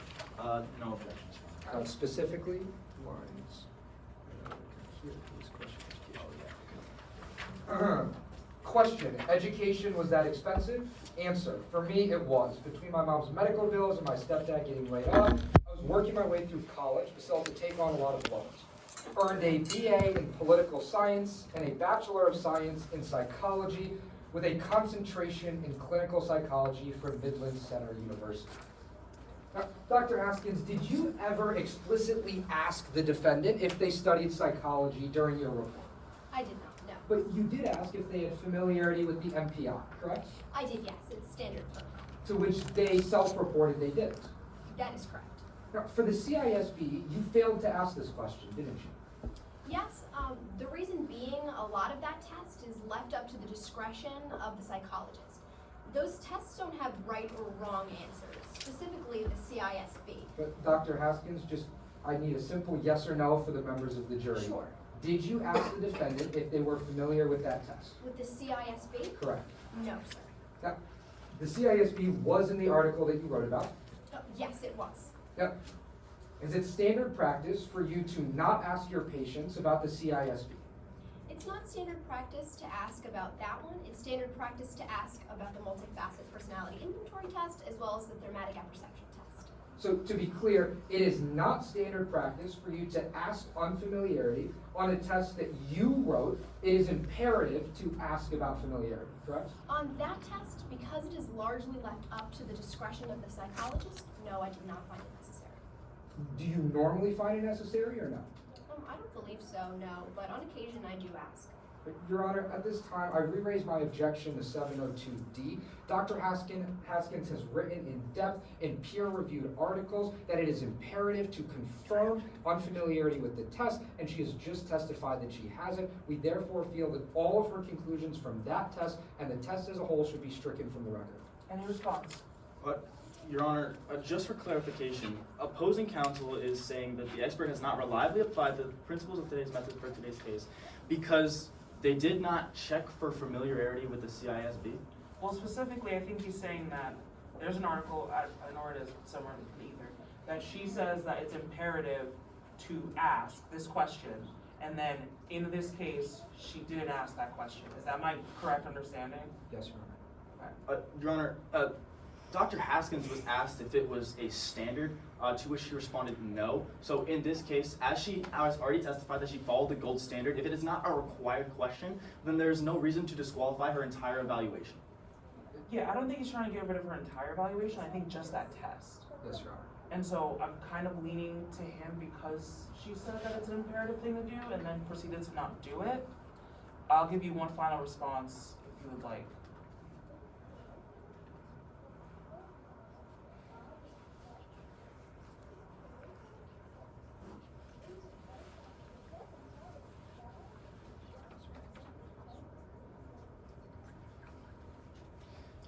Your Honor, I just stand by the fact that it's not a standard within her field. She testified that sometimes she asked the question, but once again, it is not required. It is not the standard, it is not the gold standard, and it is not something that is necessarily required to ensure that it has been reliably applied to the principles, methods, and facts of the case. Okay. And I agree with that until she says herself that's an imperative thing to do, and I think that's what kind of changes it. So I'm gonna agree with opposing counsel and sustain any discussion of that third test. I forget what it's called, Yes, but whatever yes, that third test was. The first two, though, I completely agree. She made the 702 qualifications for that, so we can talk about those. Are we also, plaintiff would also move to strike all overall conclusions from the three tests cumulatively, as Dr. Haskins did testify that the Chandler incomplete sentences blank is part of her gold standard test. Yeah, I'm gonna sustain that as well and strike it, but I give you, if you want on redirect to re-ask for the conclusion based on those two tests, you can, even if you don't have time. I will do it out of time. Oh, okay. Yes, Your Honor. Dr. Haskins, I just want to briefly go back to the MPI. Of course, No. I apologize. No, finish your answer, Dr. I was Haskins. going to say it's the multifaceted personality inventory test. Yep. I'm just getting excited talking about it, but I apologize. All good. Now, it's 40 true-false questions, correct? Yes, sir, it is. One of those to which it says laws are more guidelines than rules, Yes, sir, that is one of the tests. to which the defendant answered true. Yes, I believe she did, but I don't have it in front of me. I do believe, though, that she said yes. Now, another one of those is that it asks the defendant, right and wrong are relative, Yes. to which the defendant answered true. Yes, sir, that is correct. Now, a third one was, I tend to carry grudges. Yes, that one I can relate to. My husband didn't pack my children lunches this morning, and I'm quite upset about it. Dr. Haskins, just to be clear, the answer Yes, is sir. yes. I That is on apologize. the test, to which the defendant answered true. Yes. Now, I want to go back to your time aboard the Mid-Riverina Express. Oh, please. Now, you talked about an argument that you overheard between the defendant and her father the night before his death, correct? Yes, sir. You saw Taylor Hobson storm out of the dining car. I did. go right back to their cabin, Yes. and you as a psychologist thought this was your time to help. Yes, I'm a family therapist and I specialized in patients with estranged relatives and seemed pretty on the mark. So you went to Miss Hobson's cabin, I did, yes. knocked on the door, Yes, sir. and Miss Hobson creaked the door open a little bit, correct? She did. And when she creaked the door open, you were able to roughly see what she was wearing, correct? I believe at that time I was not able to see what she's wearing. You were not able to see that that Taylor Hobson was wearing an orange hoodie When she creaked the door open, when she no. opened the door. It's your testimony that you were unable to see the defendant wearing an orange hoodie. I did see the defendant wearing an orange hoodie, but not at that time, no, sir. All right, but you saw it sometime that night, correct? I saw it sometime that night, yes. And you are absolutely positive that you saw the defendant with an orange hoodie. I mean, I believe so, yes.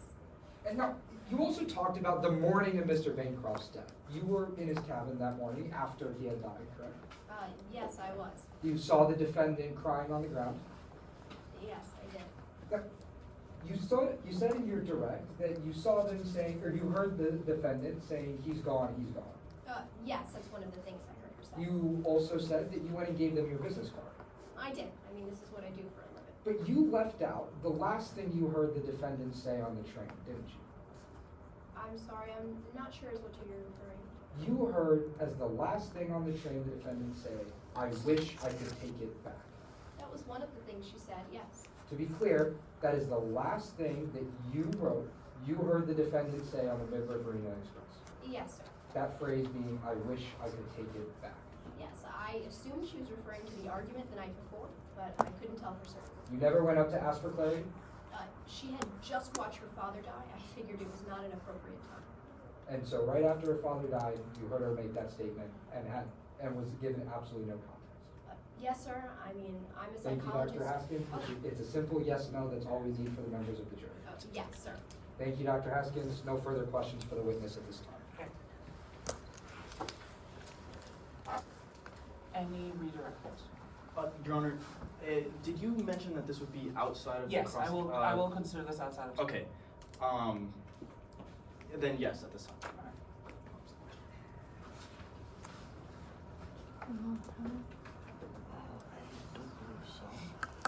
Your Honor, at this time, should we send somebody up to tab? Yeah. That time, aren't we? Yeah. Perfect. Thank you. Say we shouldn't be any more than a couple minutes late. Just say couple. Several. They get real vague. Alright? Thanks. Keep going. Okay, Dr. Haskins, your application of your methods to the facts of today's case, Yes. were they reliable? Of course, sir. I'm not going to do something unreliable, and I'm most certainly not going to testify it if I do not believe in what I have to say. Dr. Haskins, was this the gold standard within your field? Yes, of course it was. Dr. Haskins, is it required by standard to ask about a psychology background? I don't believe it is, no. And Dr. Haskins, did you have any other way of potentially testing whether or not this test may have been manipulated? Of course. And not only do I ask, and they self-report if they are or if they aren't, but the tests themselves take into consideration the possibility of manipulation. On occasion, some tests are primarily left to the discretion of the psychologist, and there are no right or wrong answers. And on other tests, they're simply not available for them to say. Objection, Your Honor, this time as to 403, the statement made by Dr. Haskins that there is a self-reported unfamiliarity. This is going to mislead the jury into believing that Dr. Haskins asked that, or that the defendant was given the chance to identify that, which is contained nowhere in her report that the subject did that. Your Honor, that is not true. I believe it was the true or false test that was conducted. There actually was a question where she had to sign off that she was unfamiliar with the test. It was a self-report. However, it was still conducted, and I do But have... is that the test that we're kind of arguing about? No, and I do have one more line of questioning that will go to the test. That's the main focus of Let's this focus. Let's Yes, ignore Your the Honor. two tests. I think those are fine. Let's really focus on that third test. I think that's where it ranks. Were your tests ever clarified or looked at, I should say, by anyone else besides you? Yes, of course. I actually, because I'd seen Ms. Hobson on the train, I wanted to make sure there were no ethical concerns. So I actually went to the Midlands Board of Psychology and made sure that my tests were accurate. Objection, Your Honor, this time as to 403, if I may be heard. Wait, you went to the board and you Yes. asked them if it was reliably applied? I asked them if there were any ethical concerns about me treating Ms. Hobson. Oh, okay. You You're didn't, okay. So you didn't ask them though if you reliably applied the test, you asked them if there was a conflict of interest. Yes, ma'am. Okay. I'm gonna agree with, I get what you're. 403, yes, Your Yeah, Honor. I get your point. Yeah. Did you ever certify the results with anyone? Yes, sir. Could you tell us who? Yes, I had it peer reviewed. Thank you. No further questions. Your Honor, brief recross? Sorry, we have till 5:40, but like exactly. Okay, that's fine. What time is it now? 5:24. 524. I'm gonna just Yeah, let yes, it go. yeah. I get points on both sides. Very good. I wrote it down. Super good. You've been through a lot, Miss. I appreciate that. Please have a seat, Ms. Haskins. Dr. Haskins, you've had a lot. Defense. The defense now calls Kelly Houston stand. At the same time, I'm going to set up a demonstration. Yep. And we have 8 minutes on. Oh, my apologies. 4 minutes and. 33 seconds. Okay, perfect. So we're gonna keep the time now. Yes, Your Honor.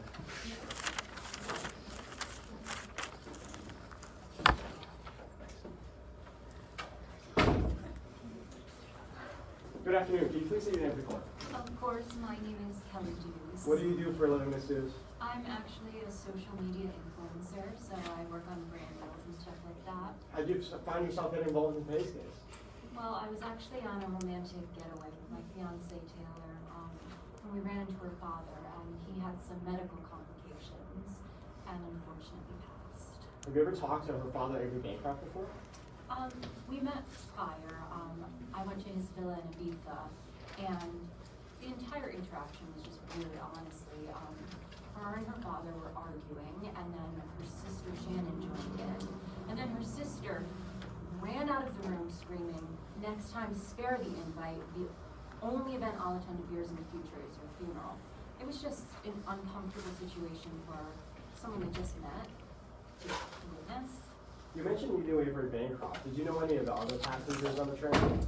I knew a few of them, most notably Kirby Doolittle, his assistant, and an old firefighting buddy of mine, Alex Silva, was also there. How'd you know Kirby Doolittle? Well, like I said, he's Bancroft's assistant, and I saw them interacting on numerous occasions. Most of the time, honestly, though, Bancroft was berating him. You said he was berating him? Yeah, he was saying all sorts of things like, "Can't you do anything right? You know I could replace you in a second, and don't think I won't. You won't be able to find a job anywhere when I'm done with you." Objection, Your Honor, to the statements of Avery. Yep. I respond to her. Yep. The first one, can you do anything right, is a question we've established those have no inherent truth value. And then we believe the rest of the statement falls under motive, intent, or plan. This being Avery Bancroft's motive, intent, or plan to replace Kirby Doolittle if he doesn't stop messing up at his job. Any response to that? Yes, Your Honor, these statements do not elicit a clear plan by Avery Bancroft. It doesn't say, "I'm going to fire you if you don't do this." Therefore, this does not fall into that exception, and it should not be heard. Can you just repeat to me the statement? He said, "Can't you do anything right? You know I could replace you in a second, and don't think I won't. You won't be able to find a job anywhere when I'm done with you." Okay, response to her.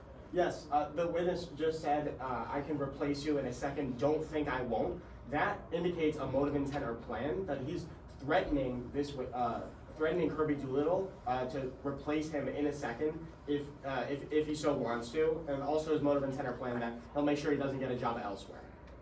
Can you one final response? Yes, Your Honor, opposing counsel is taking this statement and assuming its truth value. It's not looking at the statement in and of itself. As I just stated, if the statement was, I will fire you if you don't do this, that would be a clear plan or intent of Mr. Bancroft. However, the statement does not say that. Therefore, this is still being used for the truth of the matter asserted and does not fall under that exception. I tend to agree, it's not his then existing motive, intent, or planning, because I could fire you, but not that I'm gonna fire you. That's the kind of gripe here. Brief response, Your Honor, on this Yeah, one? yeah. So, Avery Bancroft said that he's, first of all, under the rule that we're arguing about, 8033, there's no rule that says it has to be a clear, established motive, intent, or plan. So there's no qualification of the word clear there. And then The issue here is just so confusing with everything. It's the then existing motive, intent, or plan. So a motive, intent, or plan that exists at the time that the declarant is saying the statement. So what is that motive, intent, or plan that you're arguing? we're arguing that this witness is talking to him. It's his then existing mental, it's his then existing mindset that he understands that Kirby Doolittle is messing up at his job, and it's his intent at that time to fire him if he continues to do anything wrong. But I disagree. Let's keep this a statement. Yes, sir. All right, could you tell us a little bit more about what you did next on the train after you talked to Kirby Doolittle? Well, we had this fun excursion to this little shopping town called Hollywood. It was honestly just such a gorgeous trip. Oh, did you, and who was with you during this excursion? I was with Taylor, and there were about 6 other passengers there as well. And where did you go? This quaint little shop, and it was just full of all sorts of knickknacks and shopping items. I like to collect kitchen supplies, and I actually saw this adorable little bottle of banana extract that I really wanted to bring back with me. But Taylor told me not to because bananas represent the patriarchy. And did you end up buying that bottle of that banana extract? No, once she made that argument, I agreed. I don't support patriarchy. Do you, counselor? I don't, Mrs. But I do want to move on. I just want to ask you a little bit more about your time on the train. Did you ever get to hear any other interactions with Kirby Doolittle? I did. I once saw them in the dining car, and they were having this heated discussion, and it just basically ended with Bancroft exclaiming loudly that they're getting off at the next stop. Literally everyone in the train car could hear. We all turned to look at him. So just to be clear to the members of the jury, everybody in that platinum dining car would have heard Avery Bancroft say he intends to get off the very next day? Objection, Your Honor, to speculation as to that every single member of the train could hear this statement being elicited. I did not say every single member of the train. I was specific in saying every member of the platinum dining car. I'm taking that specifically from this witness's testimony of where she heard it and who in the radius was able to hear it. Okay, so just fix the form that she thinks that this could happen, not that necessarily she knows who heard it or who did it. Yes, Your Honor. And I think that'll fix the objection there. Yes, Your Honor. So it is your, are you telling us that it's your belief that everybody in the platinum dining car would have heard Avery Bancroft say that he intends to get off the very next day? It is my belief because everyone turned to look at him after he explained that. And what was that next day? The next day was unfortunately the day he passed, April 25th. And then, can you tell us a little bit about that day? I'm sorry. It was honestly one of the worst days of my life. Taylor and I woke up to this other passenger, Rory Shelton, barging into our room, and he dragged us to Bancroft's cabin where we saw his body lying lifeless on the ground. Taylor was sobbing into my shoulder. It was painful to see my fiance go through that. Thank you, Ms. Dews. I have no further questions at this time. Thank you. Yes, Your Honor. May I inquire as to how much time I have till all loss? We have 8 minutes until all loss. Is that until all loss or 8:40? 8:40. I mean 5:40. 5:40. Oh, 5:40 or? So the all loss. Yeah. We're gonna talk to them. Keep going. You start, yeah, we're gonna keep it going. Defense. Yeah. Wait, hold on. Oh, please. May I proceed? Yeah. Oh, wait. Yeah. Oh, someone grab her. Get her! Liz! Yeah, girl, you're scoring. I mean, the only thing I would say since you're valid. Yeah, I'm gonna go. There and then. One of you preside while I'm gone. Alyssa, you. I got it. preside. Alright. Alyssa, you preside while I'm gone. New judge. I have to read a new judgment. New judge. New judge. When you're ready. Yeah. Yes, Your Honor. Ms. Lewis, I want to start by talking about your relationship with the defendant. Now, you and the defendant met in the beginning of 2023, correct? Oh, we did, yes. Soon after that, you started dating. Yes, we have a beautiful relationship. The moment I saw her, I fell in love. It was love at first Thank sight. you, Ms. Dews, for that additional information. And throughout your relationship, well, the two of you would travel often together. Yes, we like to call ourselves jet setters. We like to see the world. And you were the one who would always plan these trips, correct? Yes, And the defendant would pay for them. yes. But in January of 2024, well, the defendant told you that they could no longer pay for these trips. She did.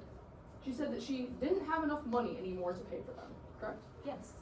But then, suddenly, just 2 months later, in March of 2024, the defendant planned an elaborate vacation for the two of you.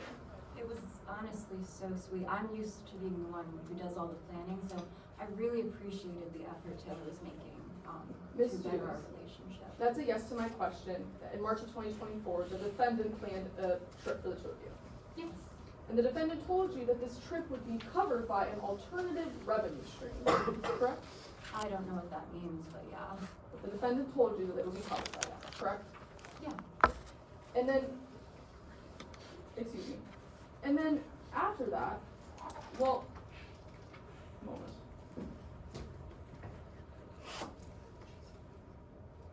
Okay.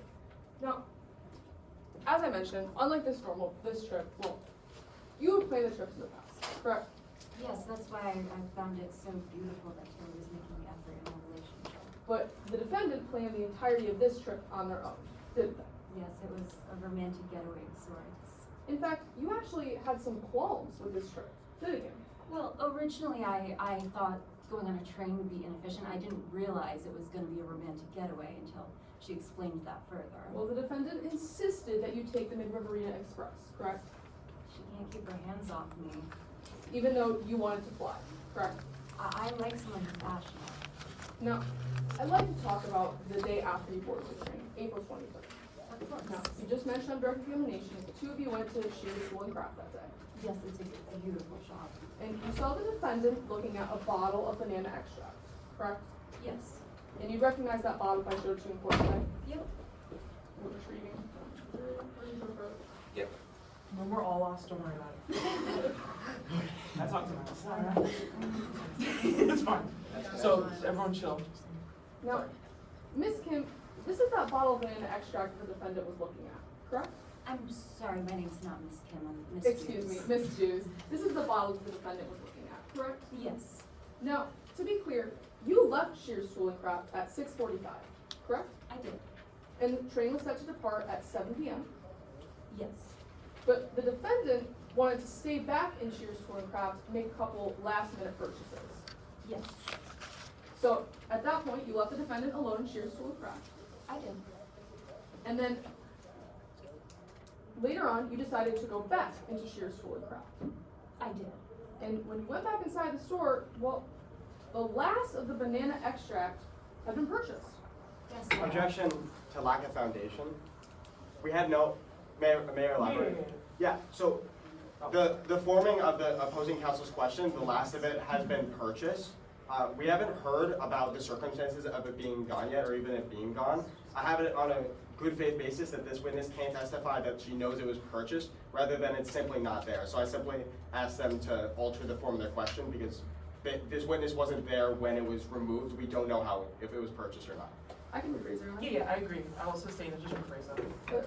Ms. Dews, when you went back into Shears School and Craft, all the banana extract was sold out, correct? Objection, again, to the sold. It's, No, I think she means it as there was none there. So I'll take it. I'll Yes, sir. roll with it. I guess the misogynist got to it. And Ms. Kim, just to be clear for the members of the jury, that banana extract had to have been purchased between 6:45 and 7 p.m. on April 23rd, correct? I guess. Thank you. May I retrieve? Yep. And I have no further questions for this. Any redirect? No redirection necessary, we simply ask that the witness be able to step down. Okay. And then anything more from the defense? The defense rests our case in chief, and we are ready to move into closing statements. All right, I'll give 2 minutes to whip it up, and then let's get right into closing. Yes, Your Honor. Could opposing counsel deconstruct demonstrative?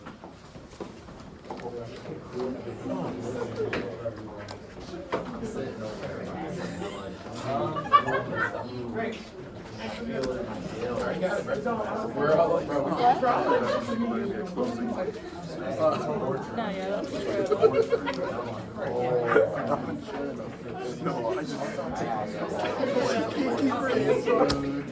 don't know why Julia didn't give me a yes. I knew that as a yes. She's so passionate. Wait, that's not a yes. I said shit ain't a yes. Wait, what's the, how much time is Colby? Colby has 8 minutes and 20 seconds. 8:20. 8:20. Do a little bit. A little bit.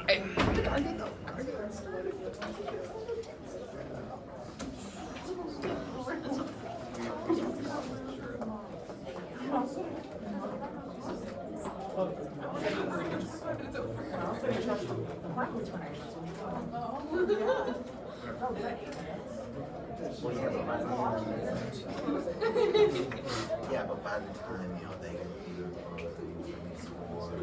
All right, well, I'll be behind you with this. Come on. Let's be efficient. I'm trying here. I'm just trying.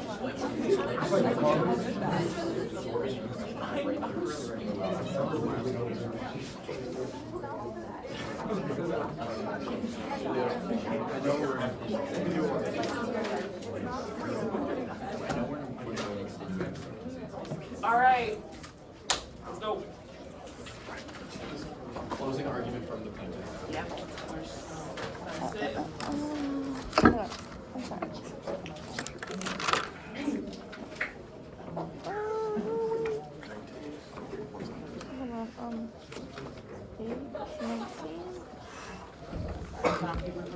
Yes. Whenever you're ready. Yes, Your Honor. Your Honor, opposing counsel, members of the jury. The defendant chose a fortune over her father. Habits are hard to break. When somebody gets in the mindset of doing something day in and day out, it's hard to change their minds. Now, this is especially true for somebody like the defendant. Members of the jury, you heard today how the defendant liked to live her life in excess, spending money on luxury cars, on food, on wine, on travel, all of those expenditures being funded by her father, Avery. But then in April of 2023, Mr. Bancroft cut off her daughter from her $50,000 a month monthly stipends, meaning that she had no more income. But the defendant took that stand and testified today that she continued spending money on cars, on food, on wine, because she knew that she had something to fall back on. She had $380 million to fall back on once her father, Avery Bancroft, had passed. In order to ensure that she received this fortune that she thought she was so rightfully owed, she boarded the Mid-Riverina Express. On April 22nd, she confronted her father to ensure that she wouldn't just receive the $380 million, but the full fortune. $404 million that would be in her pocket once her father passed. But Mr. Bancroft, well, he had different ideas. Mr. Bancroft didn't want to give a single dime extra to his child, the defendant, and said donating all of his money to charity upon his death. We know this because Kirby Doolittle took a stand and testified to this unwritten, unsigned will. Now for that, the defendant found unacceptable. So the defendant knew that she had to act in order to receive that fortune she thought she was owed, and so she did. And in the morning of April 25th at 3 a.m., she entered the defendant's cabin, administered a poison she knew would be deadly to him, ultimately resulting in his death. Now, it is because of the defendant's heinous actions in today's case that we as the plaintiff have brought forth this suit under the Midlands law known as the Slayer statute. Members of the jury, the judge will go back while you're in deliberations and explain to you what the Slayer statute is, but we can describe it like this. It was our job as the plaintiff to prove to you by a preponderance of the evidence, more likely than not, that the defendant was a culpable actor in the death of her father. In other words, we must have shown that the defendant acted knowingly or purposefully, that her actions would cause the death of her father, thereby leaving her ineligible to receive any of the assets laid out in her father's will. Now, members of the jury, it's important to know that this is a civil case, not a criminal one. So we didn't have to prove this to you by beyond a reasonable doubt, or even by a clear and convincing standard. We had to prove this to you by preponderance, or simply put, more likely than not. And we've more than met our burden in today's case. Now, before we discuss the chaos of the Mid-Riverina Express and everything that took place on that train, I'd like to take us back to March of 2024, just 1 month prior, where a series of phone calls and emails between the defendant and Kirby Doolittle took place, in which the defendant found out everything she needed to know about the Mid-Riverina Express, including the fact that her father would be there. Boarding the train, she then saw this opportunity to ensure that she would receive the fortune she thought she was so rightfully owed. But once again, Mr. Bancroft said no. So she came up. Earlier in court today, we heard from Dr. Hillary, who took the stand and testified to something called chronic kidney disease, and how for somebody with CKD, any excess amount of potassium or foreign substances entering the body could be potentially fatal. Someone like Mr. Bancroft. It was at a doctor's appointment in which Mr. Bancroft's chronic kidney disease was discussed that the defendant was present, meaning that the defendant knew all of the weaknesses and all of the risks involved with something like CKD. And then Harley Kim told us. Ms. Kim testified to an excursion in Hondorf, Australia, where she saw the defendant walking out of that store, Shares Tool and Craft, with 3 things, members. Sunglasses, sunscreen, and a brown bag. Now, the defendant would like you to believe that there was nothing inside that brown bag, but members of the jury, we know better. We know that the defendant purchased sunscreen, sunglasses, and a concentrated banana extract, the very same concentrated banana extract that Harley Kim then later testified to seeing in the defendant's cabin. Not among her toiletries, or even in her bathroom, but in an orange hoodie wrapped